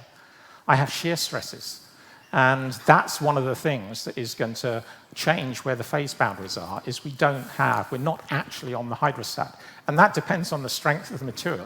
If you insist on compressing with uniaxial strain, you're not going to have perfect plastic flow to take you all the way. So I'm much more worried about non-equilibrium in terms of pressure than I am in temperature.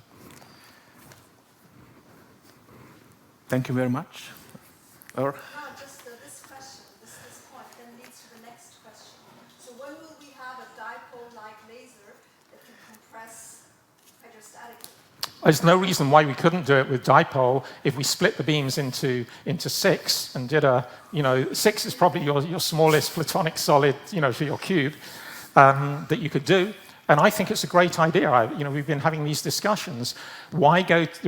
I'm not saying don't go to a kilojoule, but there's very little work has been done at looking at isentropically compressing or keeping something on low adiabat when you squash a solid matter like this, except, of course, we've all just seen the latest NIF result.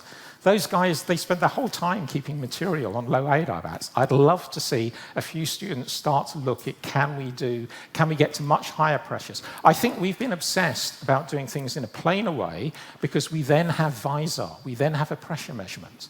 It's not clear how you do your pressure measurement. Now, my argument would be, well, maybe you just have to give up your pressure measurement, or you have some pressure standard that you put in and you understand via diffraction. But I would love to see people start to look at convergent geometries for this sort of work. Yeah. Okay, now we have to move on, otherwise some people won't get their trains.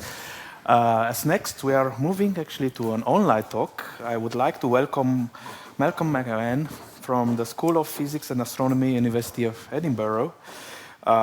We are staying on the realm of high-pressure science, and Malcolm will be talking about static compression at matter at European XFEL.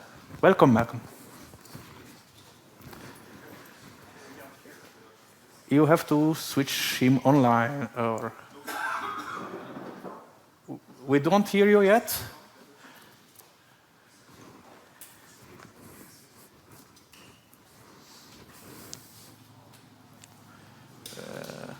Oh.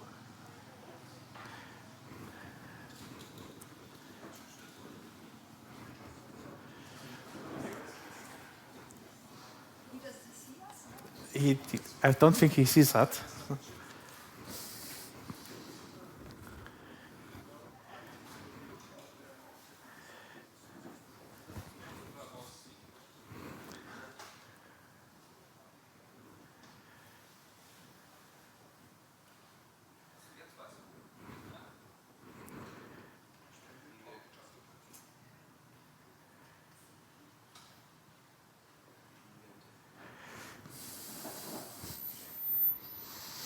Corona times.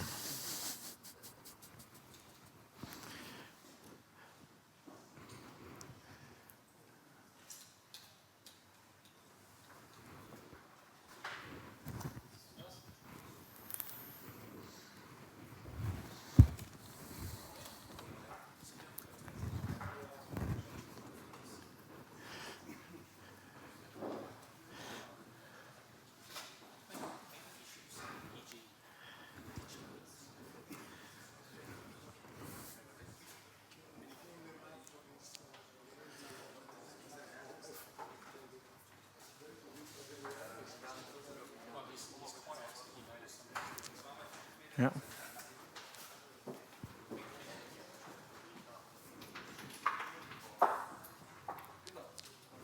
Oops, cables are pulled.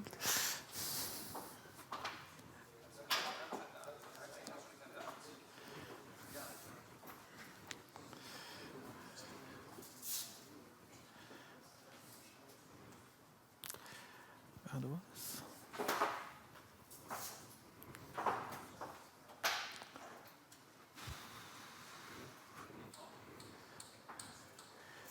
Min.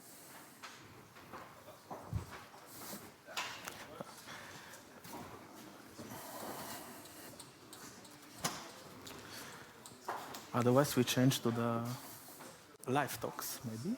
Who knows?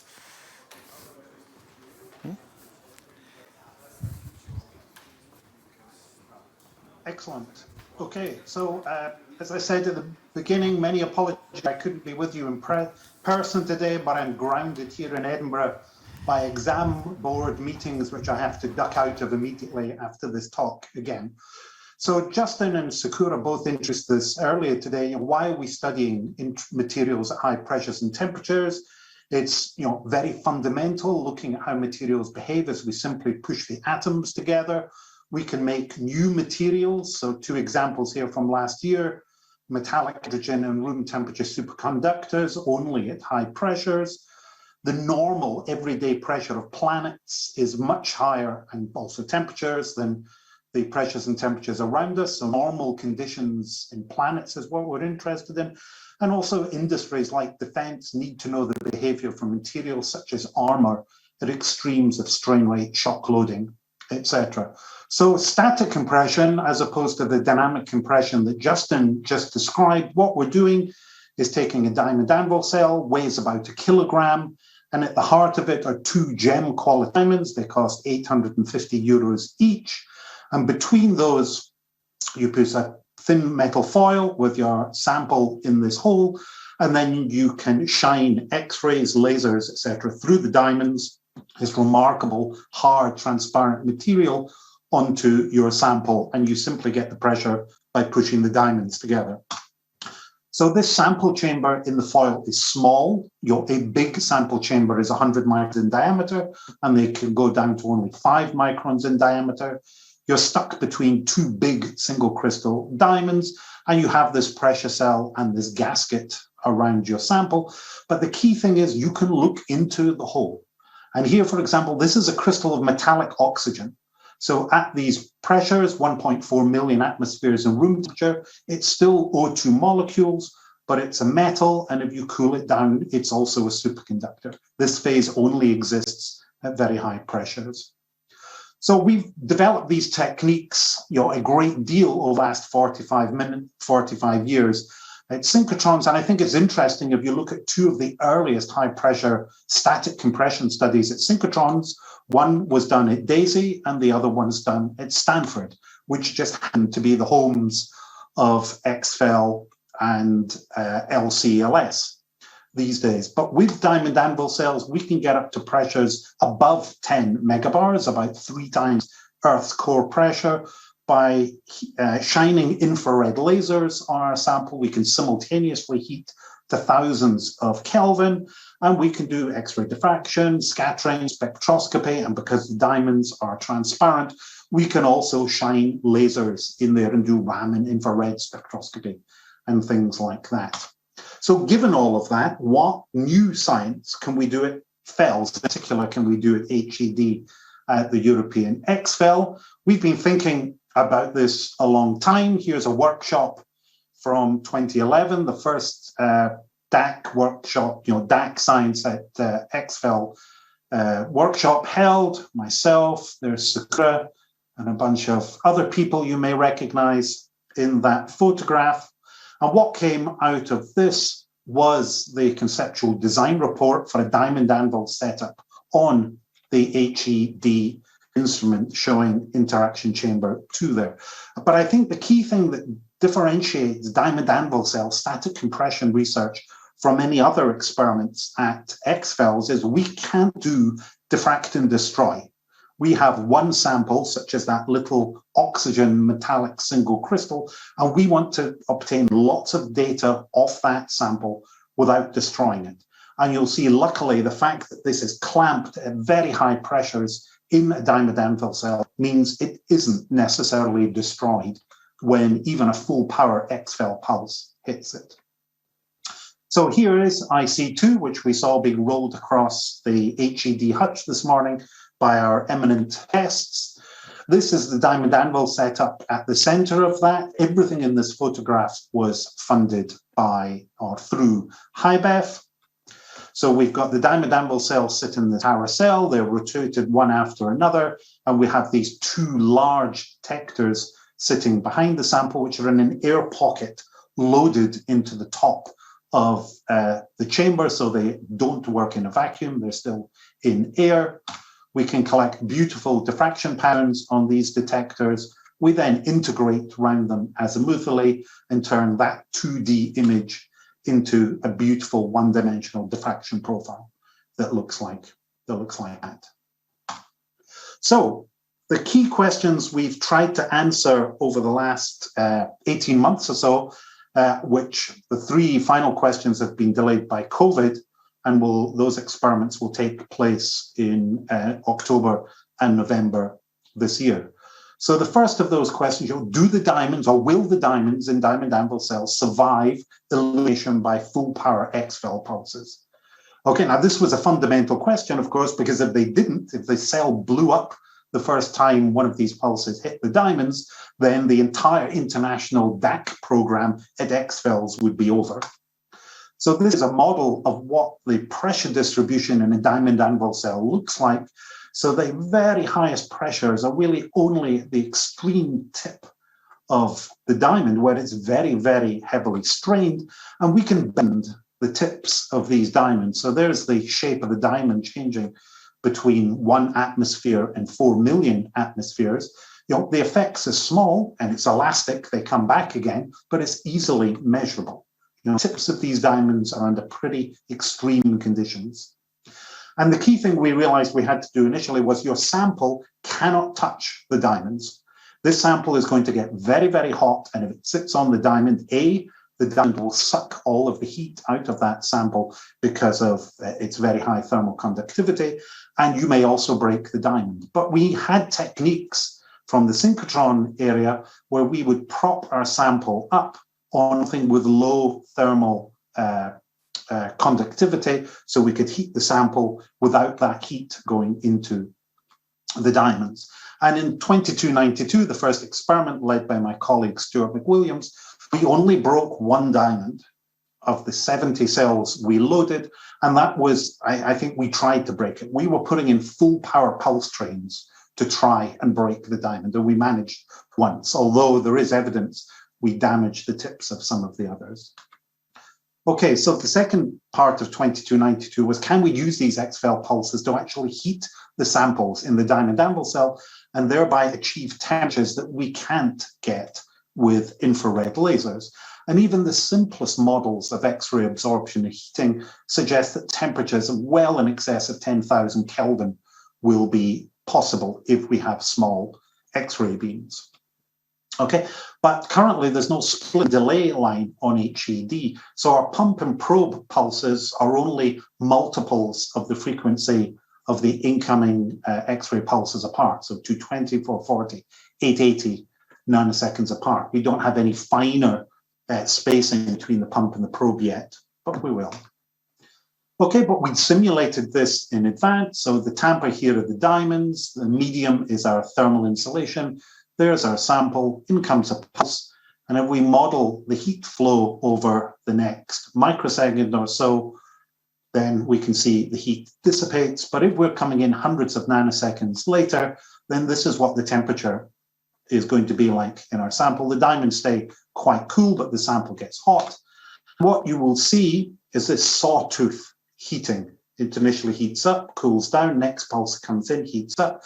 But because it's working on a hot sample from the pulse before, then we gradually get this increase in temperature, which we can probe with subsequent pulses. And if you don't clamp your sample in a diamond anvil cell, so this was a piece of tantalum we hit 2292, and you easily blow holes in it. So that was a single 25% full power pulse, that was 100% pulse, and you can see these lips, this kind of ripping effect, which has happened and looks like melted ice cream or something. This is tantalum with a melting temperature of thousands of degrees. But we don't see this. We get the same temperatures, but we don't see this damage if the sample is inside the pressure cell. So there is no time resolution on the detectors we've used so far. So if I bring in 1 pulse, I'll see 1 diffraction pattern, but it will be a temperature pattern. If I bring in 2, I see a room temperature pattern and a hot profile, 4 pulses, 1 room temperature, 3 hot, etc. And we saw this in many, many of the shots we took, but I think the finest example is this. So this was a copper in a sodium chloride thermal, kept off the diamonds by sodium chloride, but there was 1 grain of the sodium chloride that was perfectly aligned to diffract. And we hit it with 6 pulses. There's pulse number 1, 2, 3, 4, 5. And from positions of those lines, we get the temperatures, quite precisely and accurately what the temperature of the sodium chloride was of those pulses. Now, I said there were 6 full power pulses going in. There's only 5 spots there. What happened to the 6th one is very likely it still was a liquid. It had heated the sodium chloride up above the melting temperature, and the latent heat effects mean it hadn't recrystallized when the 6th pulse came in. Okay, and the heated state is pretty uniform. The widths of those peaks in angle this way is about the same. You know, there's no real thermal gradients in that heated bit of sodium chloride. Okay, Sakura mentioned this morning. We already have a paper out from that beam time. And this was where our iron was suspended in nitrogen, and we hit the nitrogen with many pulses. The temperature was about 1400 Kelvin in the iron after 440 nanoseconds. This reacted with the nitrogen and gave us this new iron nitride compound. And here you can see the iron in the gasket hole. You can see they propped it up on this ruby here. And you can see some of the damage that was caused by the beam, even though it was in the pressure cell and couldn't blow holes in it as it would have been if we'd had it in the vacuum. Again, we've got 3 more papers well advanced from that beam time. Okay, so at 2292, the first diamond anvil cell experiment with PNX-FEL was a great success. It was a community proposal with 50 applicants, 40 of whom from 17 different labs turned up on, in person at the HED beamline. We had 70 cells prepared for this. They were all pre-screened. And I think 2292, certainly for the DAC community, was a great model for how a community which had not normally worked on this scale or could work together. And there have been 5 further DAC community proposals go in since then. I just point out that these were the external users. All of the PNX-FEL staff was still underground, lining up the beamline for, I think that was taken at the final day of just before the final day of our beam time.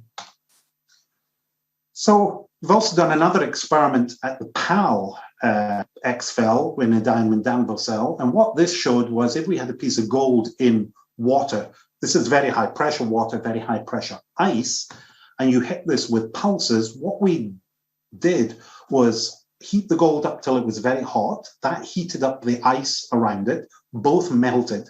They then mixed together, it cooled back down again.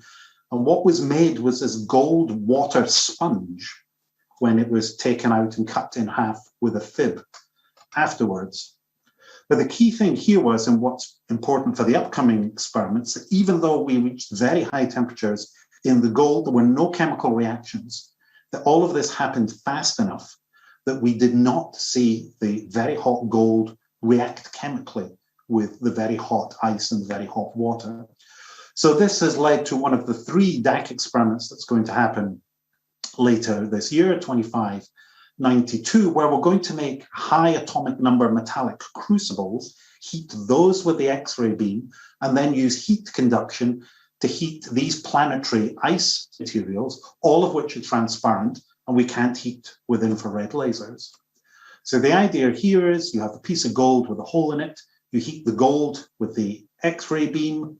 By the time the next pulse comes in, the heat from the gold has heated the water inside the hole. The next pulse probes the hot ice and heats up the gold again. And we just put in many, many pulses and slowly ramp the temperature up in the ice. And so we've also modeled this. This is carbon dioxide in iron, but we can model many of these things. Again, this is my colleague Stuart McWilliams in Edinburgh. And by sending in many tens of pulses, relatively low power pulses, we can see this gradual increase in the temperature of the ice or carbon dioxide or whatever inside the metallic crucible. And there's now a big effort internationally to make crucibles for this upcoming experiment. These are gold crucibles before we've drilled the little holes in the middle. This came from DAISY with copper, molybdenum, and rhodium crucibles. And this is a gold crucible which has 26 holes in it. There they are there, and is already the water, its ice at pressure, is already at 100,000 atmospheres, ready for the experiment in November. So 2 more experiments coming up later this year. Can we use a train of XFEL pulses in a dynamically driven DAC? So Justin touched upon this. He was doing dynamic compression on nanosecond timescales. Diamond anvil cell studies are normally on second timescales. Can we access millisecond timescales? And that's what the dynamic DAC does, where 2 diamonds are pushed together by these piezoelectric crystals with a high voltage put on them. And the idea then is you put the voltage on, push the diamonds together, and as the pressure is up, you send in a number of exfil pulses and collect diffraction patterns from each of them as the sample is ramped up on millisecond timescales. And Justin explained why bismuth is one of the key materials to look at this, because how it behaves on second compression and nanosecond compression is completely different. That's 9 orders of magnitude different in the times, and we can start to fill in this gap with the millisecond timescales that we'll get on European exfil with the DDAC. And also things like helium, water, and nitrogen are also known to exhibit different behavior on static and dynamic timescales. And the final experiment later this year is coupling a train of exfil pulses with a single infrared laser heating pulse. So this is how we hope to attain much higher temperatures that can get by steady infrared laser heating and collect a whole series of X-ray data as the sample temperature goes up and it cools back down again. So the idea is you send in a few second laser heating pulse from infrared laser, the temperature will go up and down, and at the same time you send in tens of pulses from exfil and you'll collect a diffraction pattern all the way up in temperature and all the way back down again. You'll then put the pressure up, etc. And you can map out an entire phase diagram, we hope, very rapidly up to higher temperatures than we can reach with more prolonged infrared heating. Here's the picture of the pulsed laser heating system on the side of IC2 with Susanna there as well. And some data from a recent paper showing, this is just measuring the light coming off the sample. There's no temperature measurements in here, but here's the light coming from the infrared laser pulse. And then you can see the little additional increases in light coming off due to the temperature increases from 10 X-ray pulses. And by doing this, it's become clear that when people thought they were measuring the temperatures of a particular material in the past, what they were in fact measuring was the behavior of the carbide of that material as the material reacted with the diamonds itself at these very high pressures and temperatures. And also by doing these experiments much, much faster than we could hope to do them on a synchrotron, we will stop our sample phase separating at high pressures, separating chemically at very high temperatures, and to stop the growth of very large grains immediately below the melting point, which makes it difficult sometimes to determine when melting actually happens. So the conclusions in the future, I think IC2 at HED is currently the best experimental setup worldwide for DAC diffraction research. It's not the only place it's done, but that first workshop a decade ago came up with an experimental setup on IC2, which really does give excellent data and is specifically designed for these experiments. Once we get beam time in October, November, the hope is that we'll be able to use the chip detector, which rather than having those 6 images from the sodium chloride and copper superimposed on each other, we'll get 6 separate images that will allow us to probe in more detail what's going on after each X-ray pulse. We'll move to 25 keV X-rays in the future, which will give us much higher angle data and will allow us to push up and do actual structural work in the liquid phase where we need this high angle data in order to get meaningful Fourier transforms. And if we don't want heating, X-ray heating, and in some cases we don't, then the much reduced X-ray absorption at 25 keV will minimize those effects. And this is all talking about EC2 at the moment in HED, but DAC experiments focusing on spectroscopy will occur in EC1. And we want to start doing phase contrast imaging experiments combined with XRD and spectroscopy. And these will take place in IC2 and IC1 respectively. And I think finally, the HIBEF model, the HIBEF funding model, including in-kind contributions, is extremely powerful and puts Europe in general, but communities in a sense, in a very powerful position. It maximizes the amount of funding coming into beamlines from various places, such as the dipole laser from the UK we saw in the previous talk. And I think it builds perfect on the strengths and interests of all of the HIBEF members, which come from all over the world, providing large, expensive capital items of equipment and the offers of manpower, which mean that we can really push ahead on HAD once the current pandemic is over and hopefully things come back to normal again. So with that, I'll end. I'll just say thank you to all the contributors on the experiment 2292. Some of these, the 4 here, are also the PIs on the second tranche of experiments, and others on this list are also PIs on the yet to be decided third batch of DAC experiments. So with that, I'll thank you for your attention.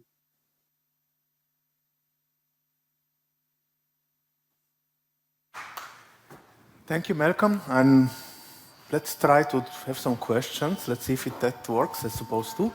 Do you hear us? I hear you, but I had great difficulty understanding questions. Okay, we did. Speakers. We're trying now. Okay. Thank you for this beautiful talk. I was wondering, in one development in high pressure physics is this discovery of the room temperature superconductors like the rare earth hydrides and so on. Do you think that X-ray methods can bring something to that area, following, for instance, what the group of Andrea Cavalleri has been doing on more room pressure superconductors, new phases and things like that? Absolutely. So as you might imagine, looking at these materials is occupying a great deal of synchrotron time around the world at the moment. And I think what we as a high pressure community hadn't really looked at much before was doping. Doping, either deliberate doping or inadvertent doping. And in that many of these superconductors, high pressure superconductors, are made by laser heating samples inside the diamond anvil cell, it may be they are doping their samples with carbon, for example, without realizing it. So this is a very hot topic in the field at the moment. And again, I think 2 strands of research, one on synchrotrons with infrared lasers, and the other on X-FELs using X-ray heating, if it's possible, depending on the atomic numbers of the materials involved, gives us 2 parallel but different approaches to synthesizing these materials. But in time, once we understand what they are, then absolutely all of the more exotic experiments that are done on the superconducting state, and have been at X-FELs for a while will come into play. Absolutely. Any more questions? Otherwise, we probably should take a 10 minutes break and then reconvene. Thank you very much for the last 2 talks.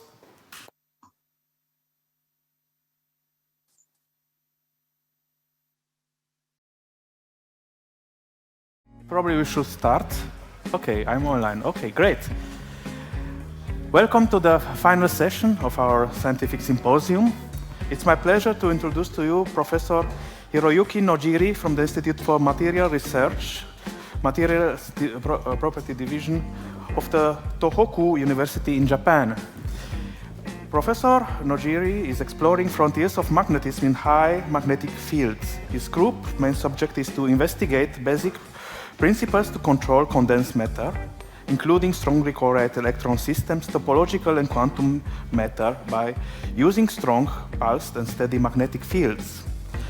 Today he will be presenting the use of X-ray and high magnetic fields, probing extreme states of correlated electron systems. We really appreciate the late hour and your availability. Thank you very much. Hello. Good evening. Actually, so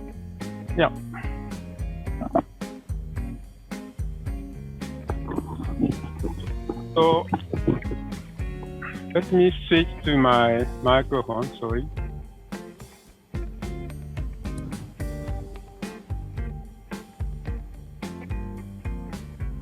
Okay, can you hear me? So let me start with my talk.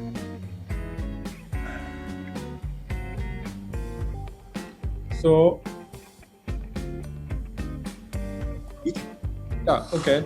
Thank you, Chairman. So let me start my talk about, this is the main collaborator for this talk. And first of all, I just want to introduce you a little bit about the high magnetic field. Then some experiments using XVFL under the path magnetic field. Especially, I would like to talk to you about some results on the XVFL and X-ray about spin-tone spectroscopy and then diffraction. And finally, I summarize some challenging issues for the future. So electron, and what is the relationship between the electron and high magnetic field? Of course, you know that all the particles of this fundamental particle has a spin, and also some of them has a charge. And this charge and spin interact with magnetic field very strongly. So for example, the reason why people invented the pulse field is to study the electronic structure of the matter, like bismuth. So they want to know what is the states, electronic states, and film surface structure of the matter, and they measure quantum oscillations in a very strong field and in low temperature. So this is kind of the way to probe a condensed matter to make a map for the researchers to investigate the materials. And if you go to further, you can quantize the states of the matter by the quantization of the orbital motion, and you can get new quantum states, such as quantum Hall effect or states. And of course, in the matter, the electrons is moving around. They have two trends. One is to be localized to form a magnetic ordered insulators. On the other hand, they want to gain the energy by moving around. So they want to be itinerant states, like ferromagnetic metal. So these two competing states are always balanced, so that if you apply the magnetic field, you can tune the states and break the balance to get in some exotic ground states. But if you go to much higher field, of course, you know the bonding states of the molecules depending on the spin states. So if you apply the very, very strong field, you can even modify the chemical bonding, and then you can cause a so-called chemical catastrophe. Then what is the effect of high magnetic field? Then we have two trends in the condensed matter physics. One is the study of correlated electron, where the spin and charge and lattice or orbital degree of freedom are simultaneously active, so like superconductivities. On the other hand, you have Dirac electrons, like graphene. So there, the issue is not the strong correlation, but the electron with a strong relativistic effect, because their group velocity is quite very high. So their topology of the electronic states are very important. So these materials are low carrier density system, so that if you apply the very small field, you have a huge G-barrier enhancement because of a light effective mass. So on the other, in one hand, in the correlated electron, you can tune the correlation and you can cause interesting phase transitions. And on the other hand, if you apply the very strong field, you can lead the systems to the quantum limit. And even the Dirac electrons, if you go to the quantum limit, you can have cause strong electron correlations. So these two physics are related to each other in a very high field. In addition, we have another factors like dimensionality or quantum fluctuation and competing energy. By that, we induce, magnetic field can induce various different states with which that is the target of the X-ray and magnetic field. So what is the energy scale of the Zeeman energy in the matter? So here I show you the energy scale of different interaction like spin orbit, crystal field, and exchange coupling in a 4F and 5F and 3D magnetic states. And well, of course, in the 10 Tesla, like which you can get easily with a conventional superconducting magnet, it's just a perturbation. But if you go beyond like 50 to 100 Tesla, so it has a very strong effect. It causes a very big change to the matter. And as I told you, in the system with the right effective mass, like Dirac systems, you have a gigantic G values, so that you can have electron volt order enhancement. So in that situation, your band energy is sometimes compatible with the Zeeman energy. But to have such a strong field, you have to make some instrument to generate such a high field. So there's a strong trade-off between the strength and the time. Here you can see the tower of magnets, so that this is the horizontal time versus magnetic field strength. So you can generate a very strong field in a disruptive manner, like 1,200 Tesla, which is passed with only a microsecond.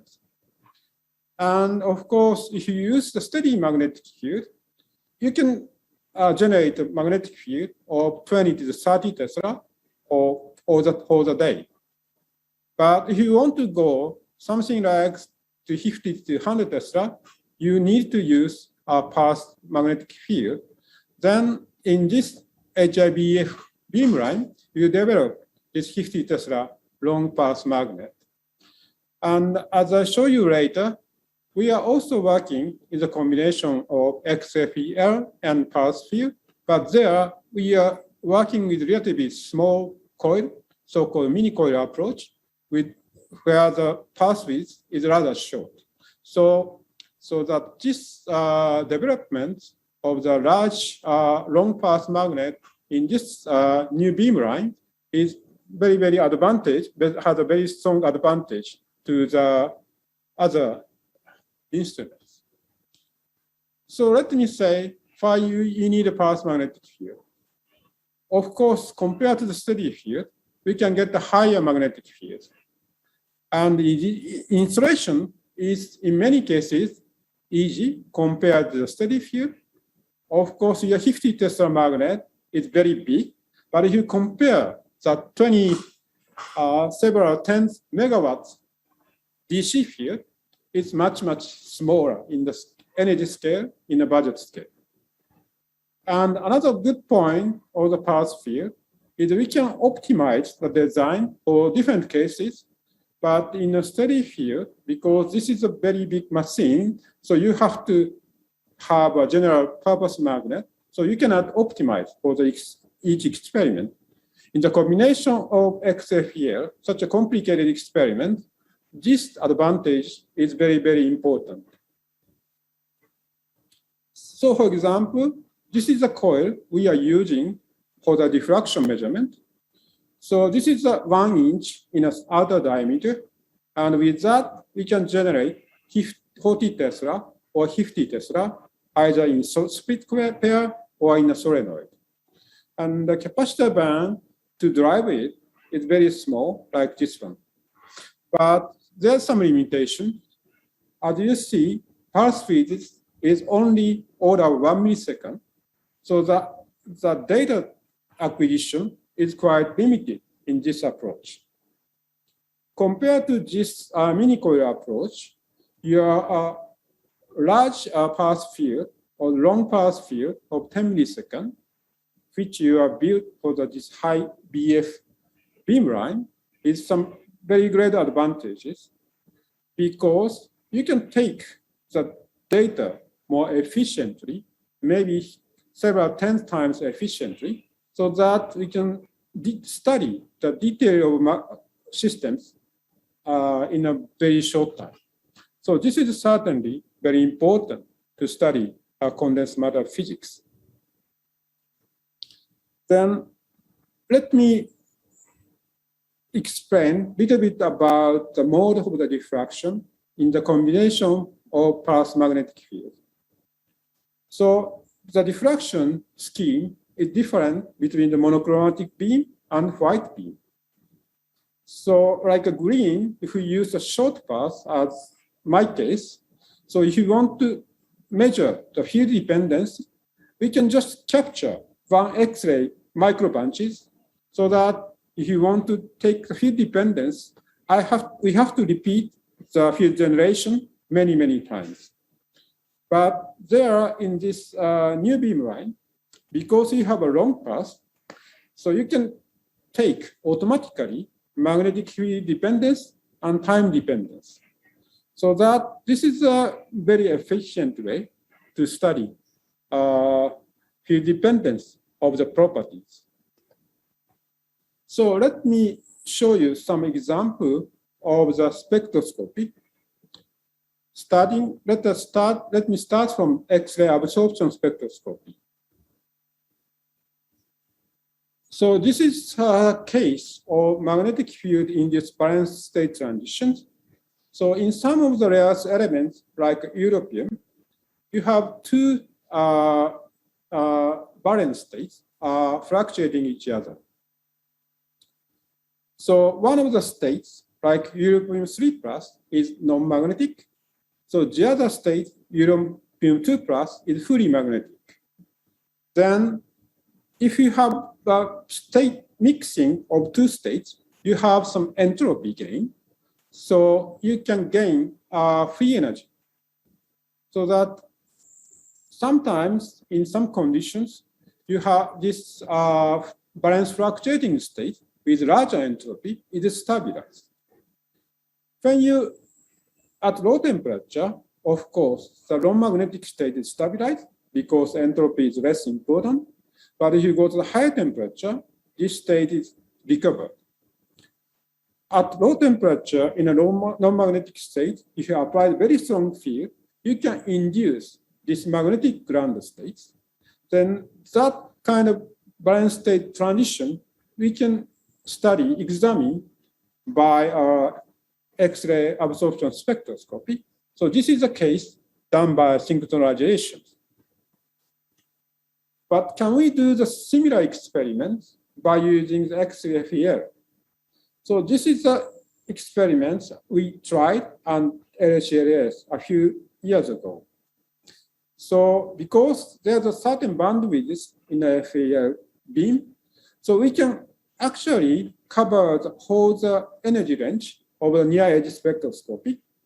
But since the XFL beam is not a perfect Gaussian beam, there's a certain discrete structure inside that. So that the structure in the single shot, the structure, near-edge spectroscopy structure, is not very clear at all. So to figure out this kind of field in this valence state transition, we have to repeat many, many times. Then finally, if you repeat 200 times, you can see some changes induced between zero field and high field.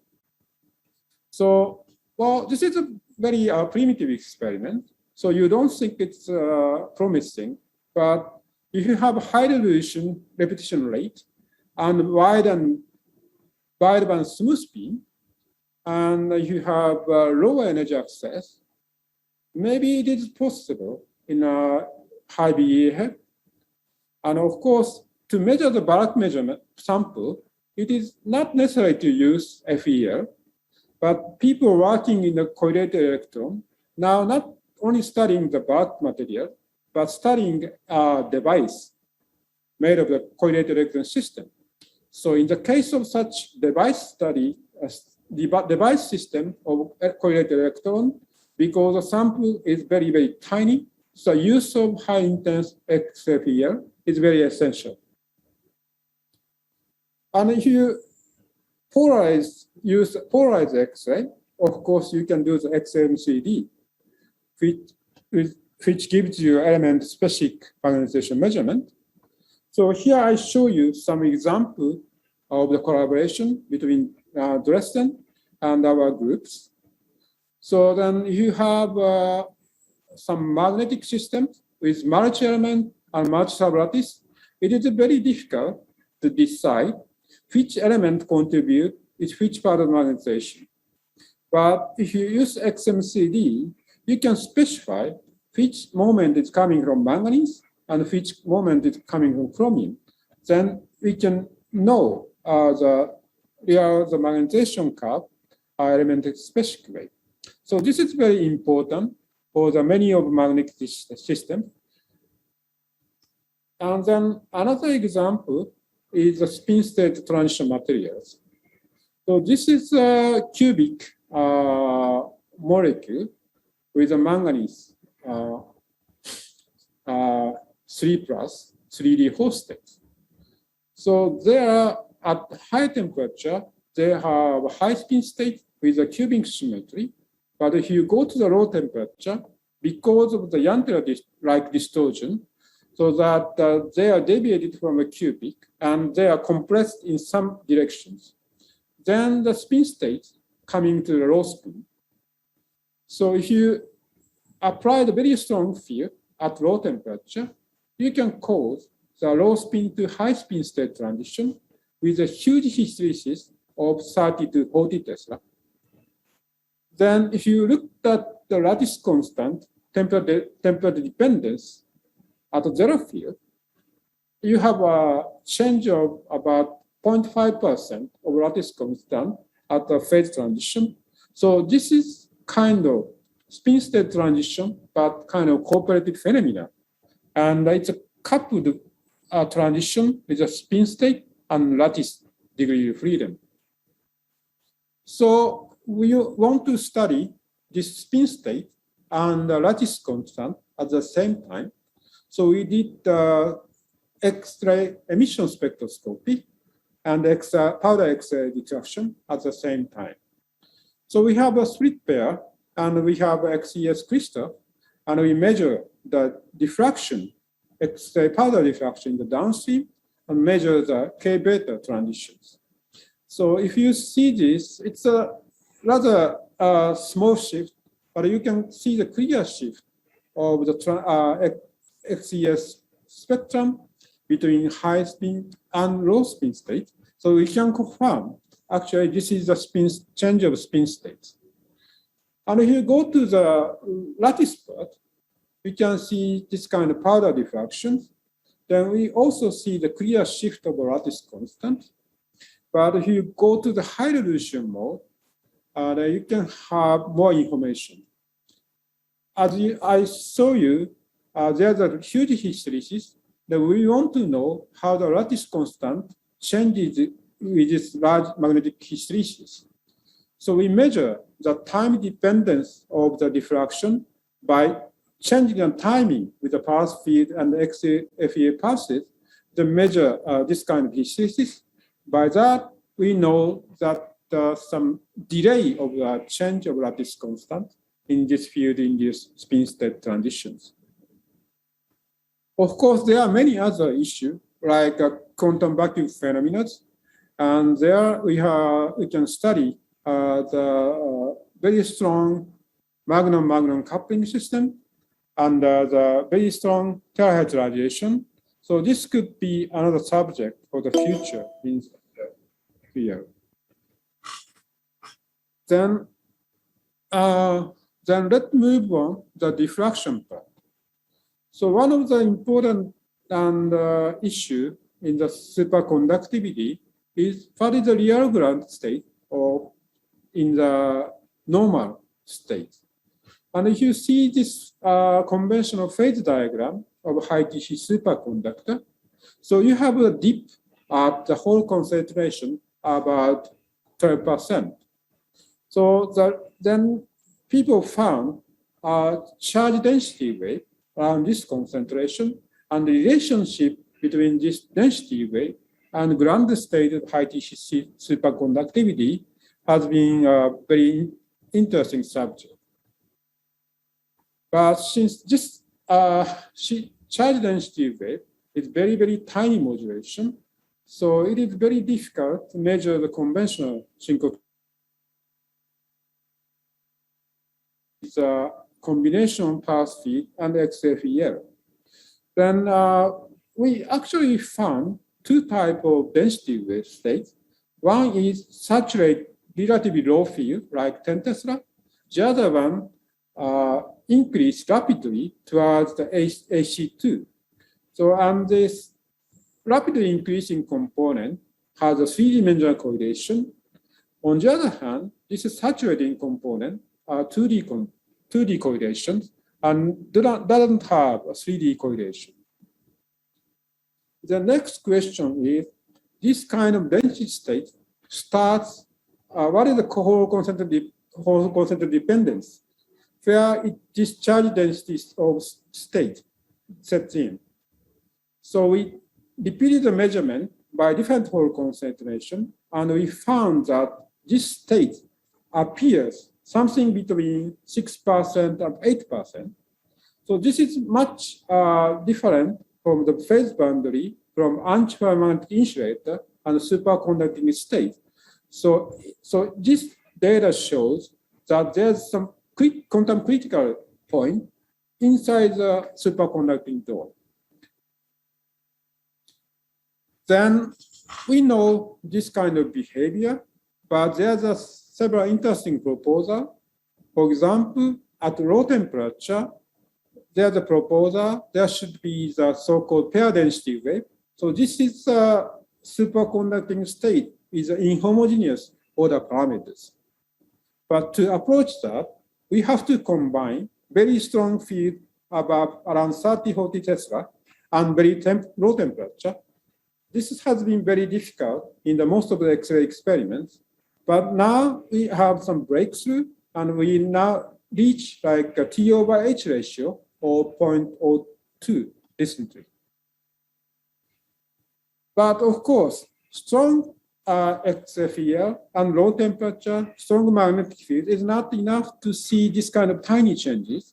Signal to noise ratio is very important. Actually, this CDW transition observations, signal to noise ratio is only 2 to 5. So signal is very, very tiny. So we are working to reduce it to get a faster, weaker signal. And then we recently succeeded in to get a signal to noise ratio of around 20, with which in principle, we can pick up the pair density wave state if it exists. And now we are working on this topic. So let me go very quickly how the experiments under the COVID-19 in Sakura is look like. So we are working with 10 PC and 15 monitors, 11 camera, but on-site researchers, only 3. So we are handling this experiment, only 3 persons in the on-site.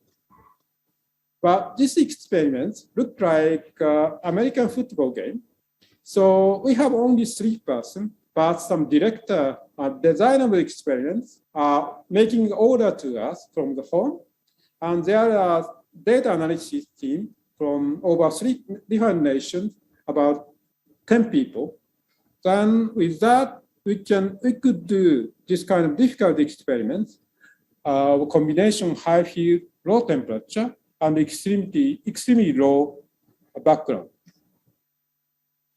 Okay, so let me tell you in the some challenges which you can expect this new beamline in the European XFEL.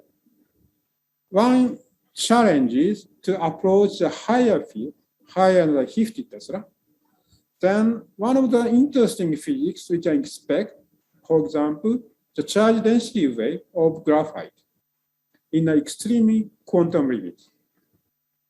Charge density wave of graphite has been studied very long time, over 30 years.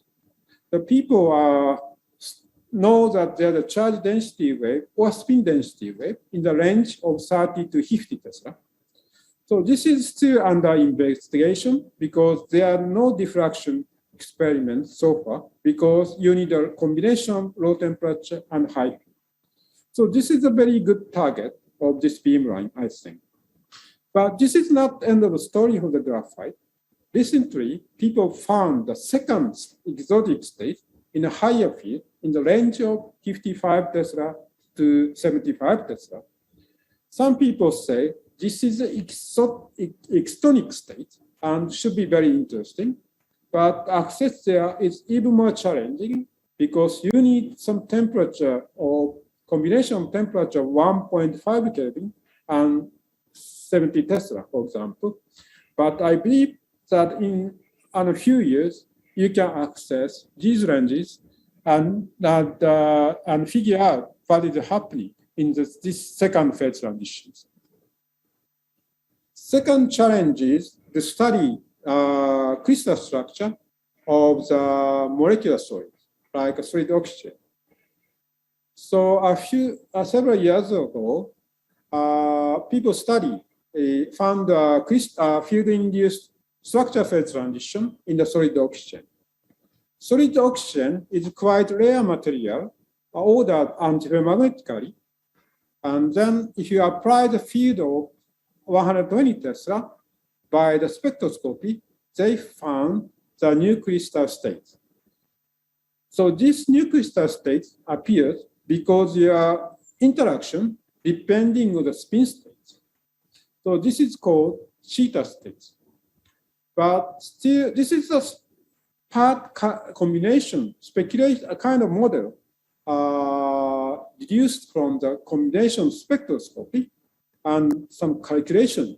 So if you access these theta phases by X-ray diffraction in a very strong field, that will open up very new type of physics about the crystal structure modification of molecular solid in very high magnetic field.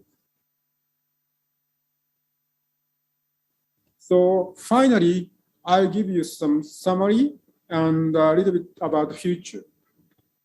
So that there are many targets of materials, combination of XRD and XFL, FEL. For example, weak superlattice by electronic transitions like Dirac materials or maybe graphite and other materials. And also Fermi surface nesting and CDW or SDW states and time-dependent dynamic Ayantara effect or maybe resonance scattering to investigate both electronic states, electronic magnetic states, and lattice states.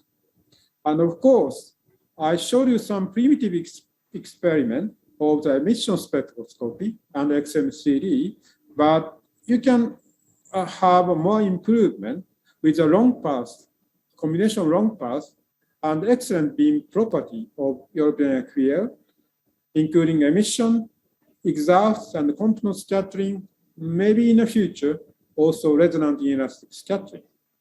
So there are high rep rate and time dependence measurement with a long path field, and actually combination of high spec FEL and a high spec coil in the HIBEF beamline is very, very important. But this should be followed by further improvement, like challenge to the strong field, like over 60, 100 Tesla, or even over 100 Tesla. And there it is important to combine the low temperature to access the real ground states of interesting materials. And of course, other possibilities is as we hear in today's talk, a combination of laser, multi-extreme condition, including high pressure, and multiple strain measurement. Well, at the end of the talk, I just tell you this word, so that if you're working in the path field of the experiment, there's a word we are saying every day, many times.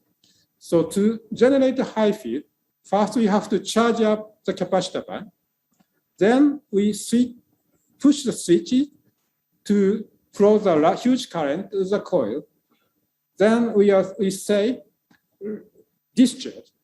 So let's discharge this beamline magnet for the future condensed matter physics. Thank you for your attention.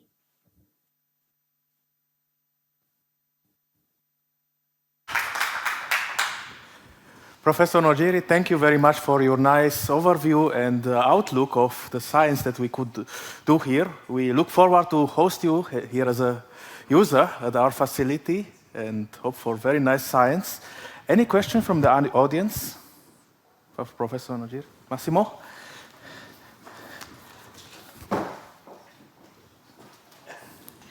Slaps. Yeah, very interesting talk. I would like to ask you, what is, thinking about what kind of sample environment you can have for your sample, what is the volume inside the coils that you use that is available for the sample and its environment? Okay, for the X-ray, the sample size is usually small, like order of, say, a few hundred micron at most. So that if you focus the beam into the 100 micron or less, so that sample size itself is very small. So that if you have a space of 1 or 2 millimeter, it's quite enough. But I think but more crucial thing is, as I told you, level of the background.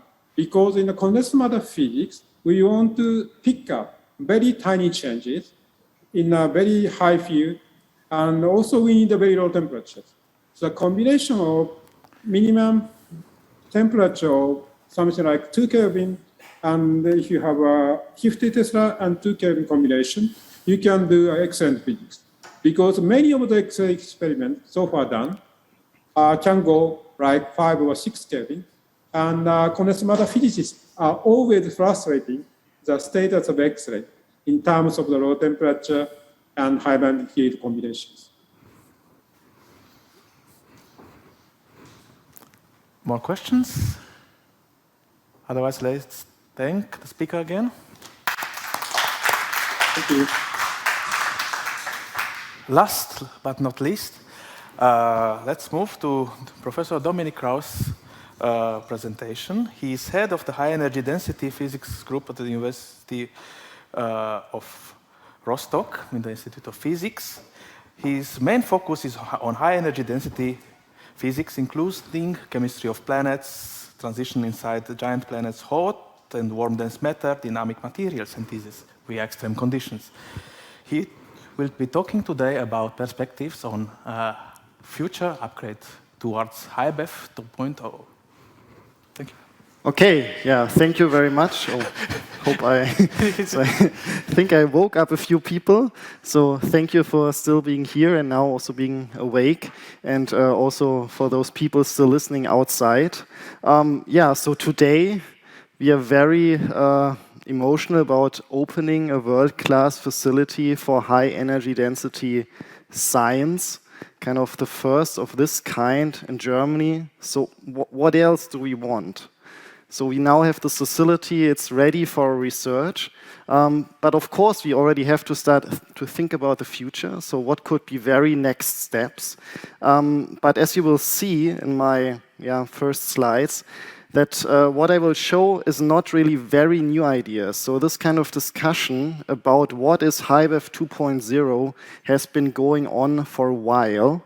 And so I'm kind of putting out a wish list here, what you would like to have in the future, and about this kind of physics where we want to go, we're thinking already quite a long time.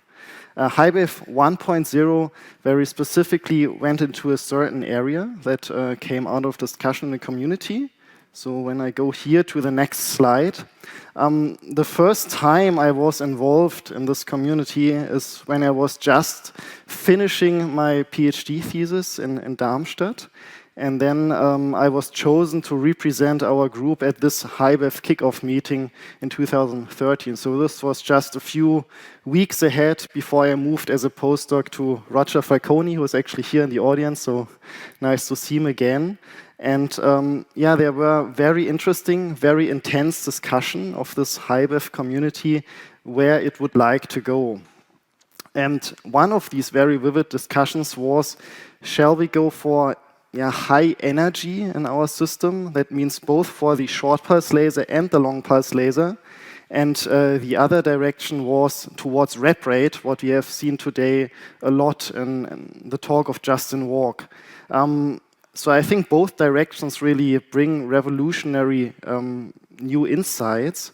And based on technology available, especially like with the Draco system that was already working at the HZDR, building from there the relax laser, and then the new capabilities in the UK with a dipole laser, it was chosen to go forward with this kind of technology that was available. And as we have seen today, will really result in revolutionary insights in our understanding of matter at such extreme conditions. However, it was already back then in our mind, we discussed what we can do when you bring those laser systems to higher energies.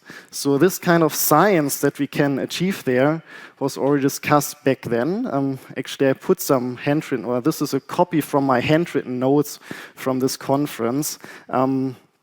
So I encourage all the students to always take these handwritten notes so we can get out a lot of this some years later. So one thing that I found surprising when I read this was the time scale that is written here. So you see we are slightly behind the schedule that was presented here, but we are here. And already by this time, we introduced a so-called phase 2 to also go towards the other type of science that we want to achieve. With this new external laser building where, fortunately, we already reserved funds. And as I hear now, we plan to build this building relatively soon to host new laser systems that bring more power, more energy, also down to HED to bring new capabilities. In terms of rep rate, there was a discussion that indeed, even if you go to a very new regime, like even a few shots, when you're in this regime where you have not been before, so going where nobody has ever been before, and you probe it with these extreme capabilities of an XFEL, you will also do revolutionary new science, of course. So some of my studies that I'm known is just a couple of shots at the LCLS, and we already produced like a series of papers just from a couple of shots that was done during like a portion of a day of this facility. So still very, very useful. Okay, so this is what we now call HIBEF 2.0, or that is still in discussion, in development, but we need to have this in our minds because we see here these time scales, right? We see that this takes a couple of years until we actually go there. So even if we just now open this HIBEF 1.0, we already need to have these plans in our mind. Okay, so what kind of science are we looking for? Have we already been discussing back then? So when you think about going into this kilojoule level, so at least 1 order of magnitude higher than what we have now, you have seen that the scaling is below linear, so really you need a strong increase in energy to get to a new regime of pressure. And here the aim would be to go well beyond 1 terapascal, so well beyond 10 megabars. And here we would achieve to probe the interior of large planets or create comparable states, and also giant impacts like the Earth was forming, planetary systems are forming in general, and then also creating conditions that have never been present naturally on Earth, and potentially there could be new so-called alien or unearthly materials being formed that we do not even know a very thing of. Then also what more energy would bring us is that we can achieve samples with less gradients. several other cases of plasma physics. I will show one sample case in this direction from laboratory astrophysics, plasma flows, and then also as a way to produce very high magnetic fields. So we've just seen a talk in this direction, but we can also use in a destructive fashion, but without creating that much debris as you do for these pulsed coils, we can do with lasers and generate large magnetic fields. Going towards the short pulse direction, so this has been also going on the side, this discussion, and we have seen in Uli's talk that we are kind of on the edge of coming to these energies that are relevant for medical applications, but for real human treatment, you would need to go way beyond this 100 MeV level. And one way that is also pursued in Dresden with the Penelope system is to go to higher energies at slightly longer pulse durations to approach this regime. And this is, of course, also something you want to understand using an XFEL. Then these high flux of energetic ions you can use to isochorical heat as a secondary radiation source materials.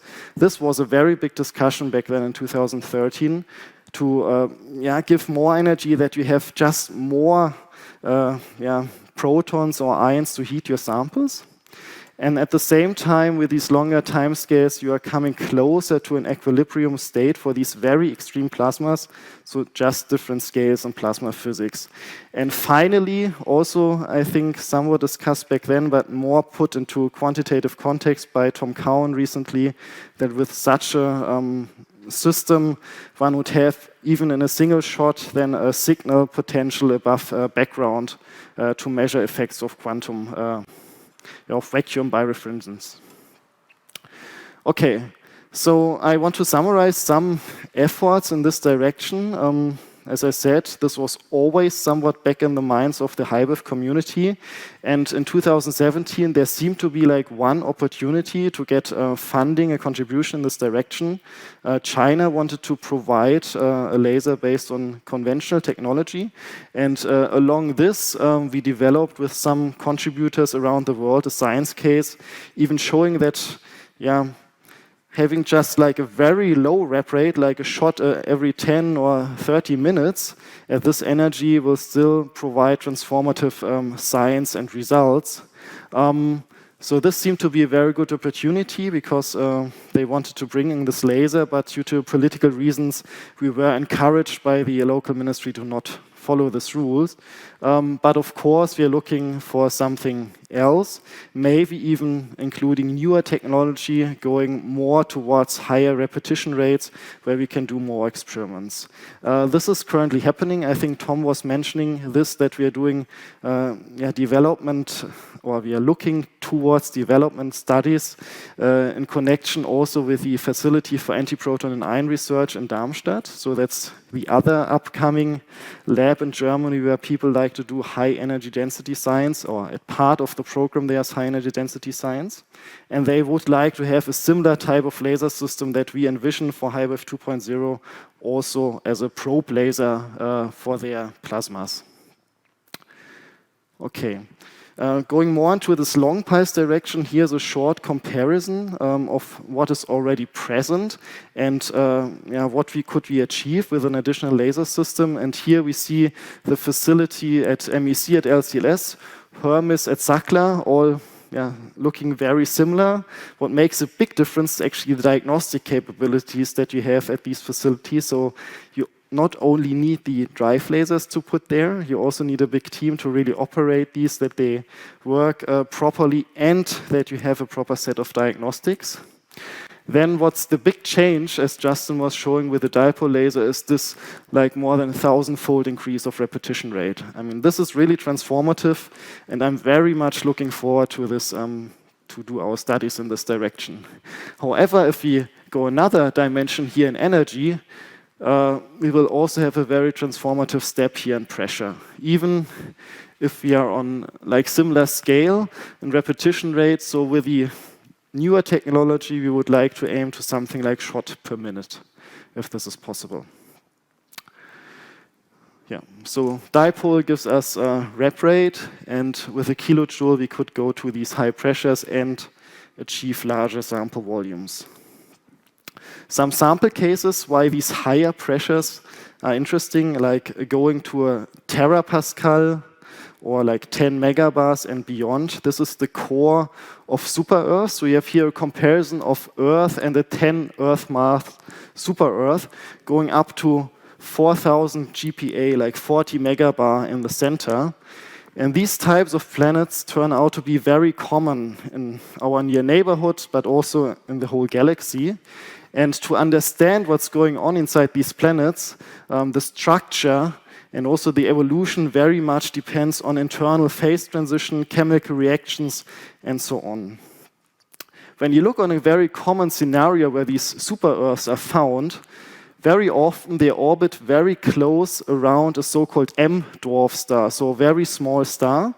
But those stars are the most common stars in our galaxy and probably the whole universe. So certainly much more than 50% of all stars are these stars that with a mass below 0.5 solar masses.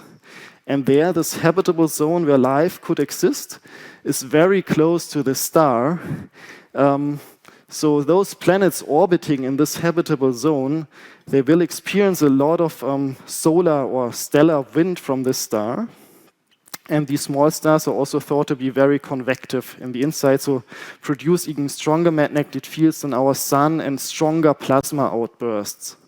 So if we want to have life protected on the surface of such planets, we need to have a very strong exogeodynamo working in there.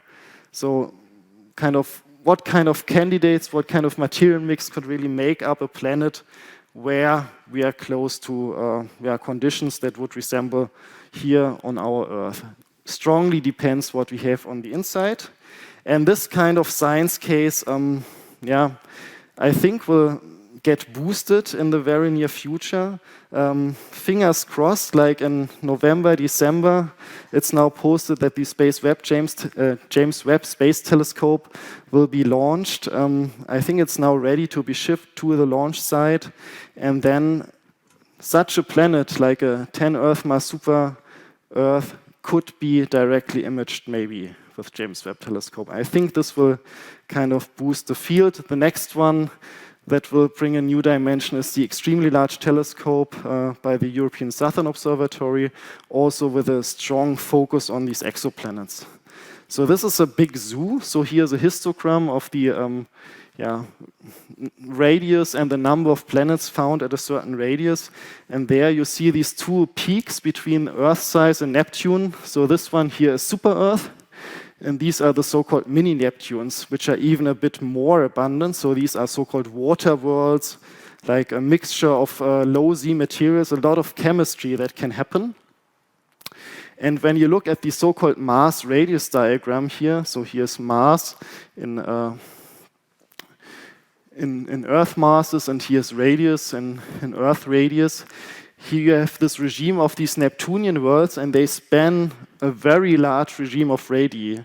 So here the physics, what can happen inside these planets, what kind of structures you have is very complicated. And here we want to understand this regime between a few hundred gigapascal and a few terapascal, what is happening inside these planets in terms of chemistry.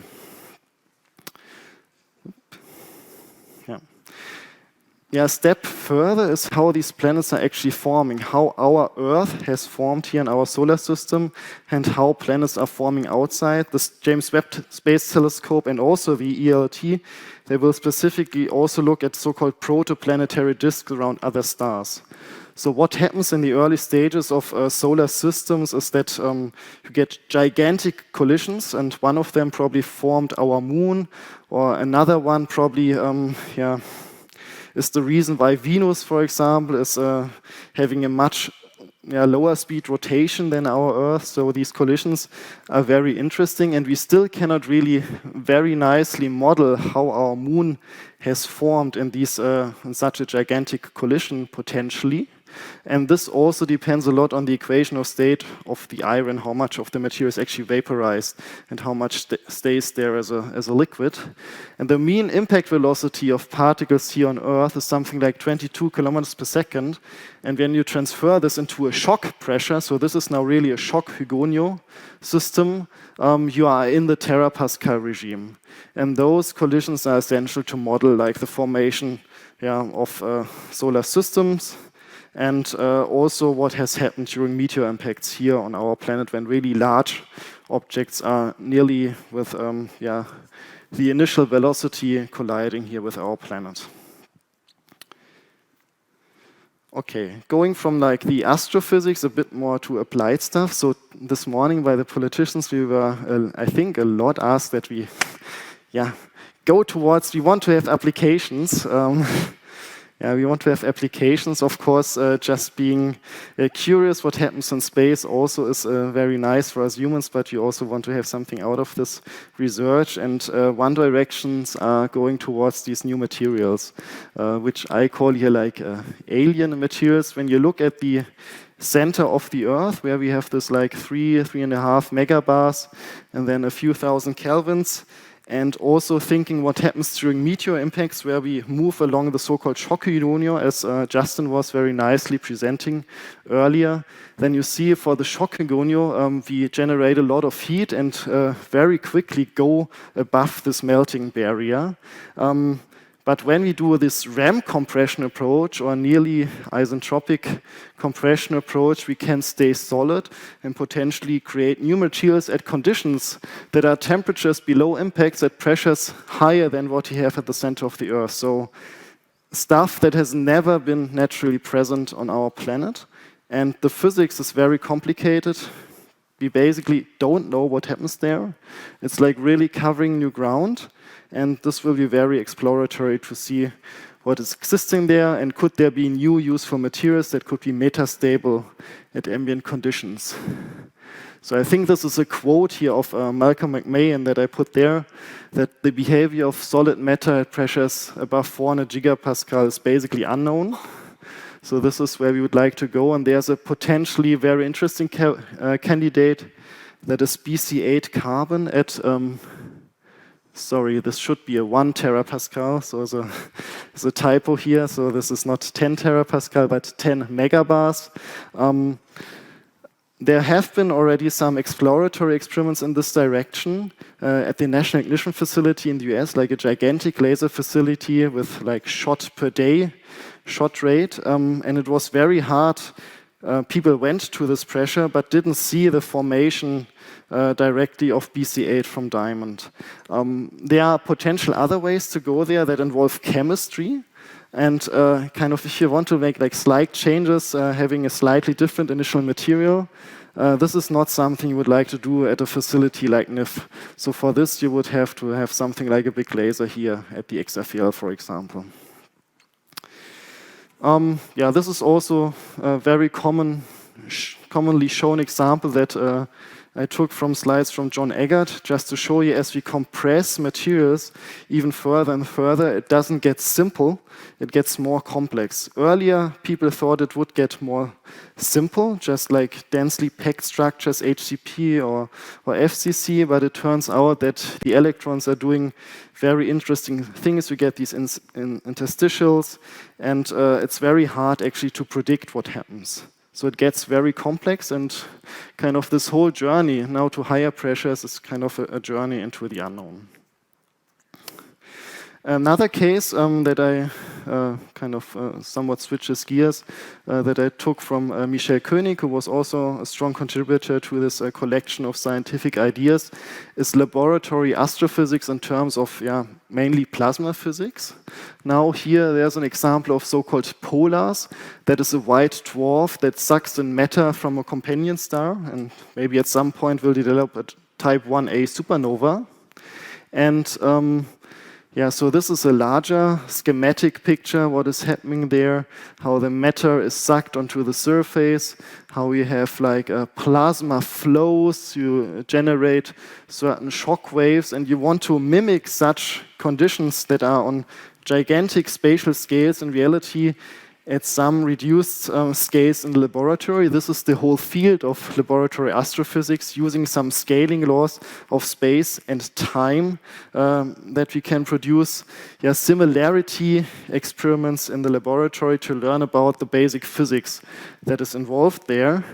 And this is kind of a scheme how such an experiment can be matched in the laboratory using such a kilojoule laser, creating a plasma flow, bouncing from something, just hard material. In some experiments, those people even add like a pulse magnetic fields to capture these magnetic plasma streams. And then you want to image kind of these instabilities that are happening here. And Michel is particularly eager about using an XFEL to boost the spatial resolution of these kind of measurements in this direction.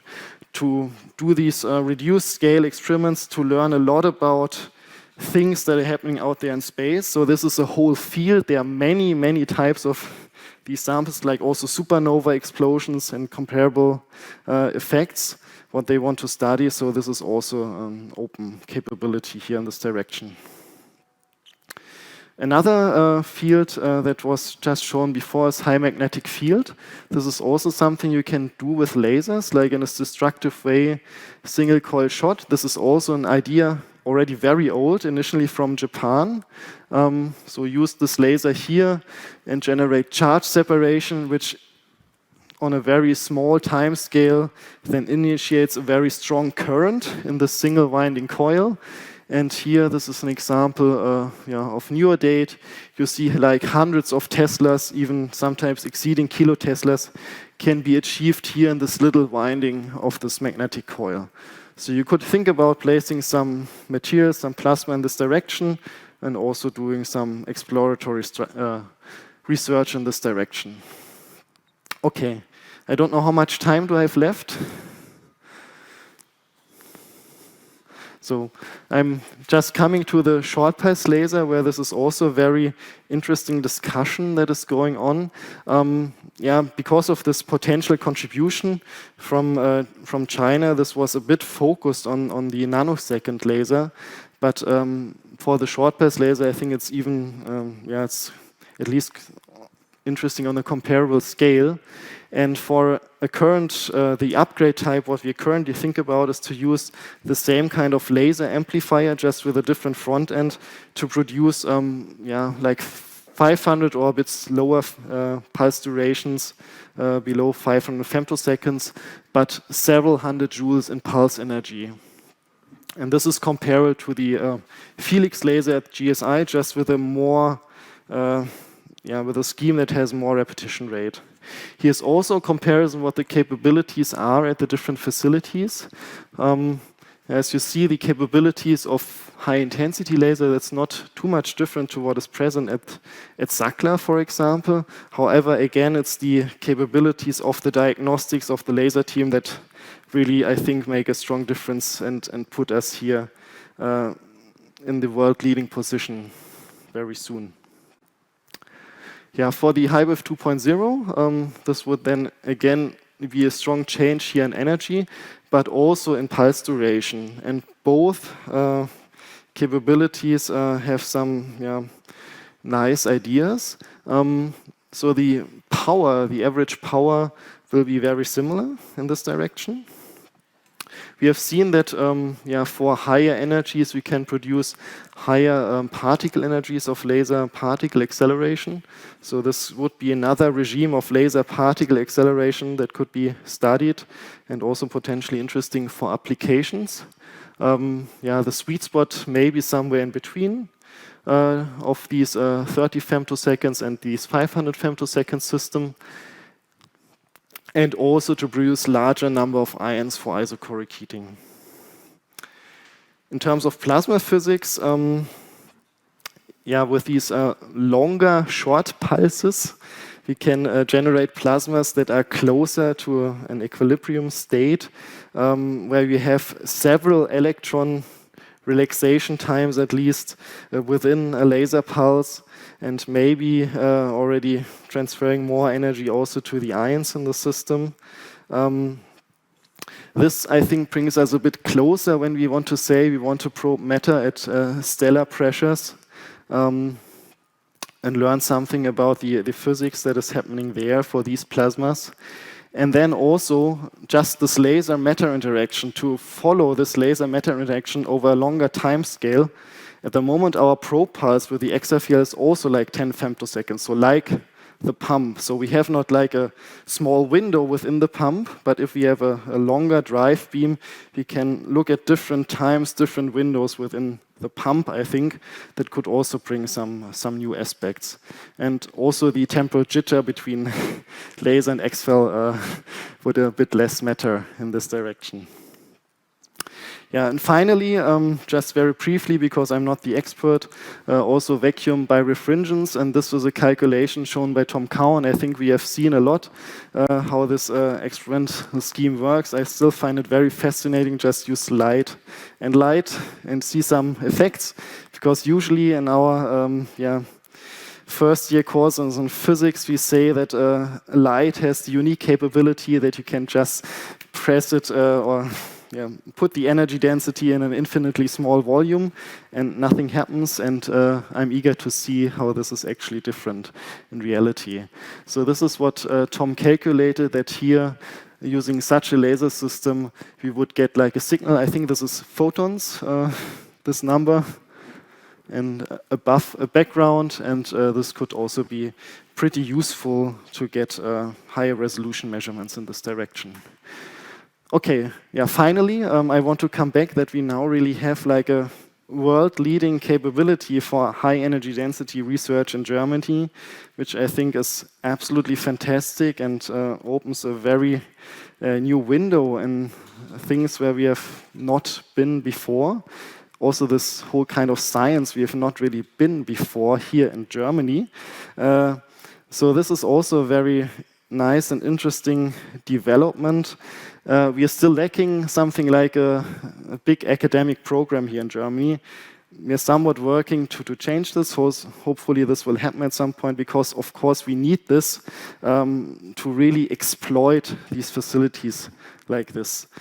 I think this will be a very great lighthouse to attract people coming here, also from the local universities, and with some political support we will get like more or better education for students in this direction.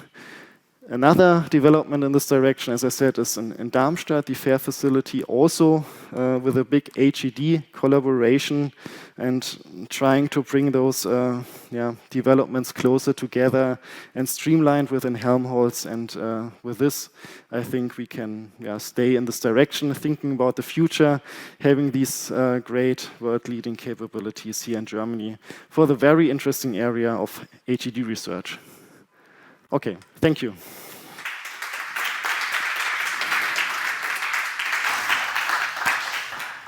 Thank you, Dominic, for this very nice overview and outlook. The future is bright, indeed. Any questions for Dominic? Olga. Yeah, thank you very much for this fascinating talk. You showed this mass-radius relation of planets, and it looked like a bunch of simple power laws. So is there a simple understanding why it's just power laws? Well, down here it's relatively simple. So these are rocky planets, and you see a scaling that is kind of close to 1/3. So if you think about a solid sphere and just expand the size, then you have this scaling with a radius over mass of 1/3. It's not exactly 1/3, so matter starts to compress. And then when you go here and have different constitutions of your planets, if you follow this line, these are then probably rocky planets as well. And this is how astronomers actually categorize those exoplanets with this mass-radius relationships, that these are still probably then rocky planets like super-Earths, and those who have a larger radius, they need to have like lighter materials inside. So what happens here is you have like very different constituents making up the planets, starting from rocks and going towards hydrogen. basically some planets having everything at the same time, and then you can have a lot of chemistry, and yeah, if elements bind together, they occupy less space. If you get like a separation of elements, they can occupy larger space. So this is why you have the spread of 1 order of magnitude here. And then up here, you have these Jovian planets that are mainly of hydrogen and helium. And there you have like the gravitational energy or pressure somewhat, really flat, compensating like the Coulomb pressure, the Fermi pressure of the degenerate matter inside the planet. And now then, when you start to ignite fusion in the smallest stars, then you get a rapid expansion. So it tells you something about the physics. Here it's simple, here it's simple, here it's not.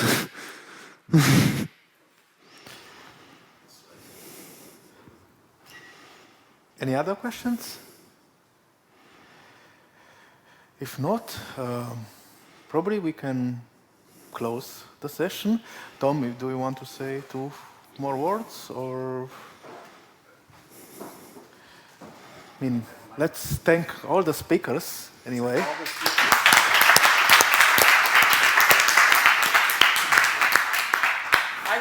I would like to thank Toma, and as you know, Toma, we were able to recruit him and attract him here, and he's really the leader of the HIBEF facility. And I have to say, I toured it yesterday with Roland Sauerbrei. Toma took us on the VIP tour, and I was amazed at the high quality, and I realized I may have helped launch HIBEF with Justin, with John, and others, but the teams and the integration under the direction of Toma is much beyond what I'm capable of. And I think, the next generation is the future. Yeah. And so thank you, Toma. And thank you all for attending. Yes, and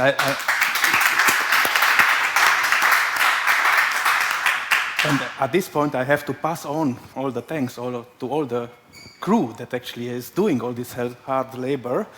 I've become at some point a little bit lazy, staying more in the office instead of being in the lab, but things are really working well, and I really need to thank all the people from AGD, from DAISY, from AZDR that are here and making all this work possible.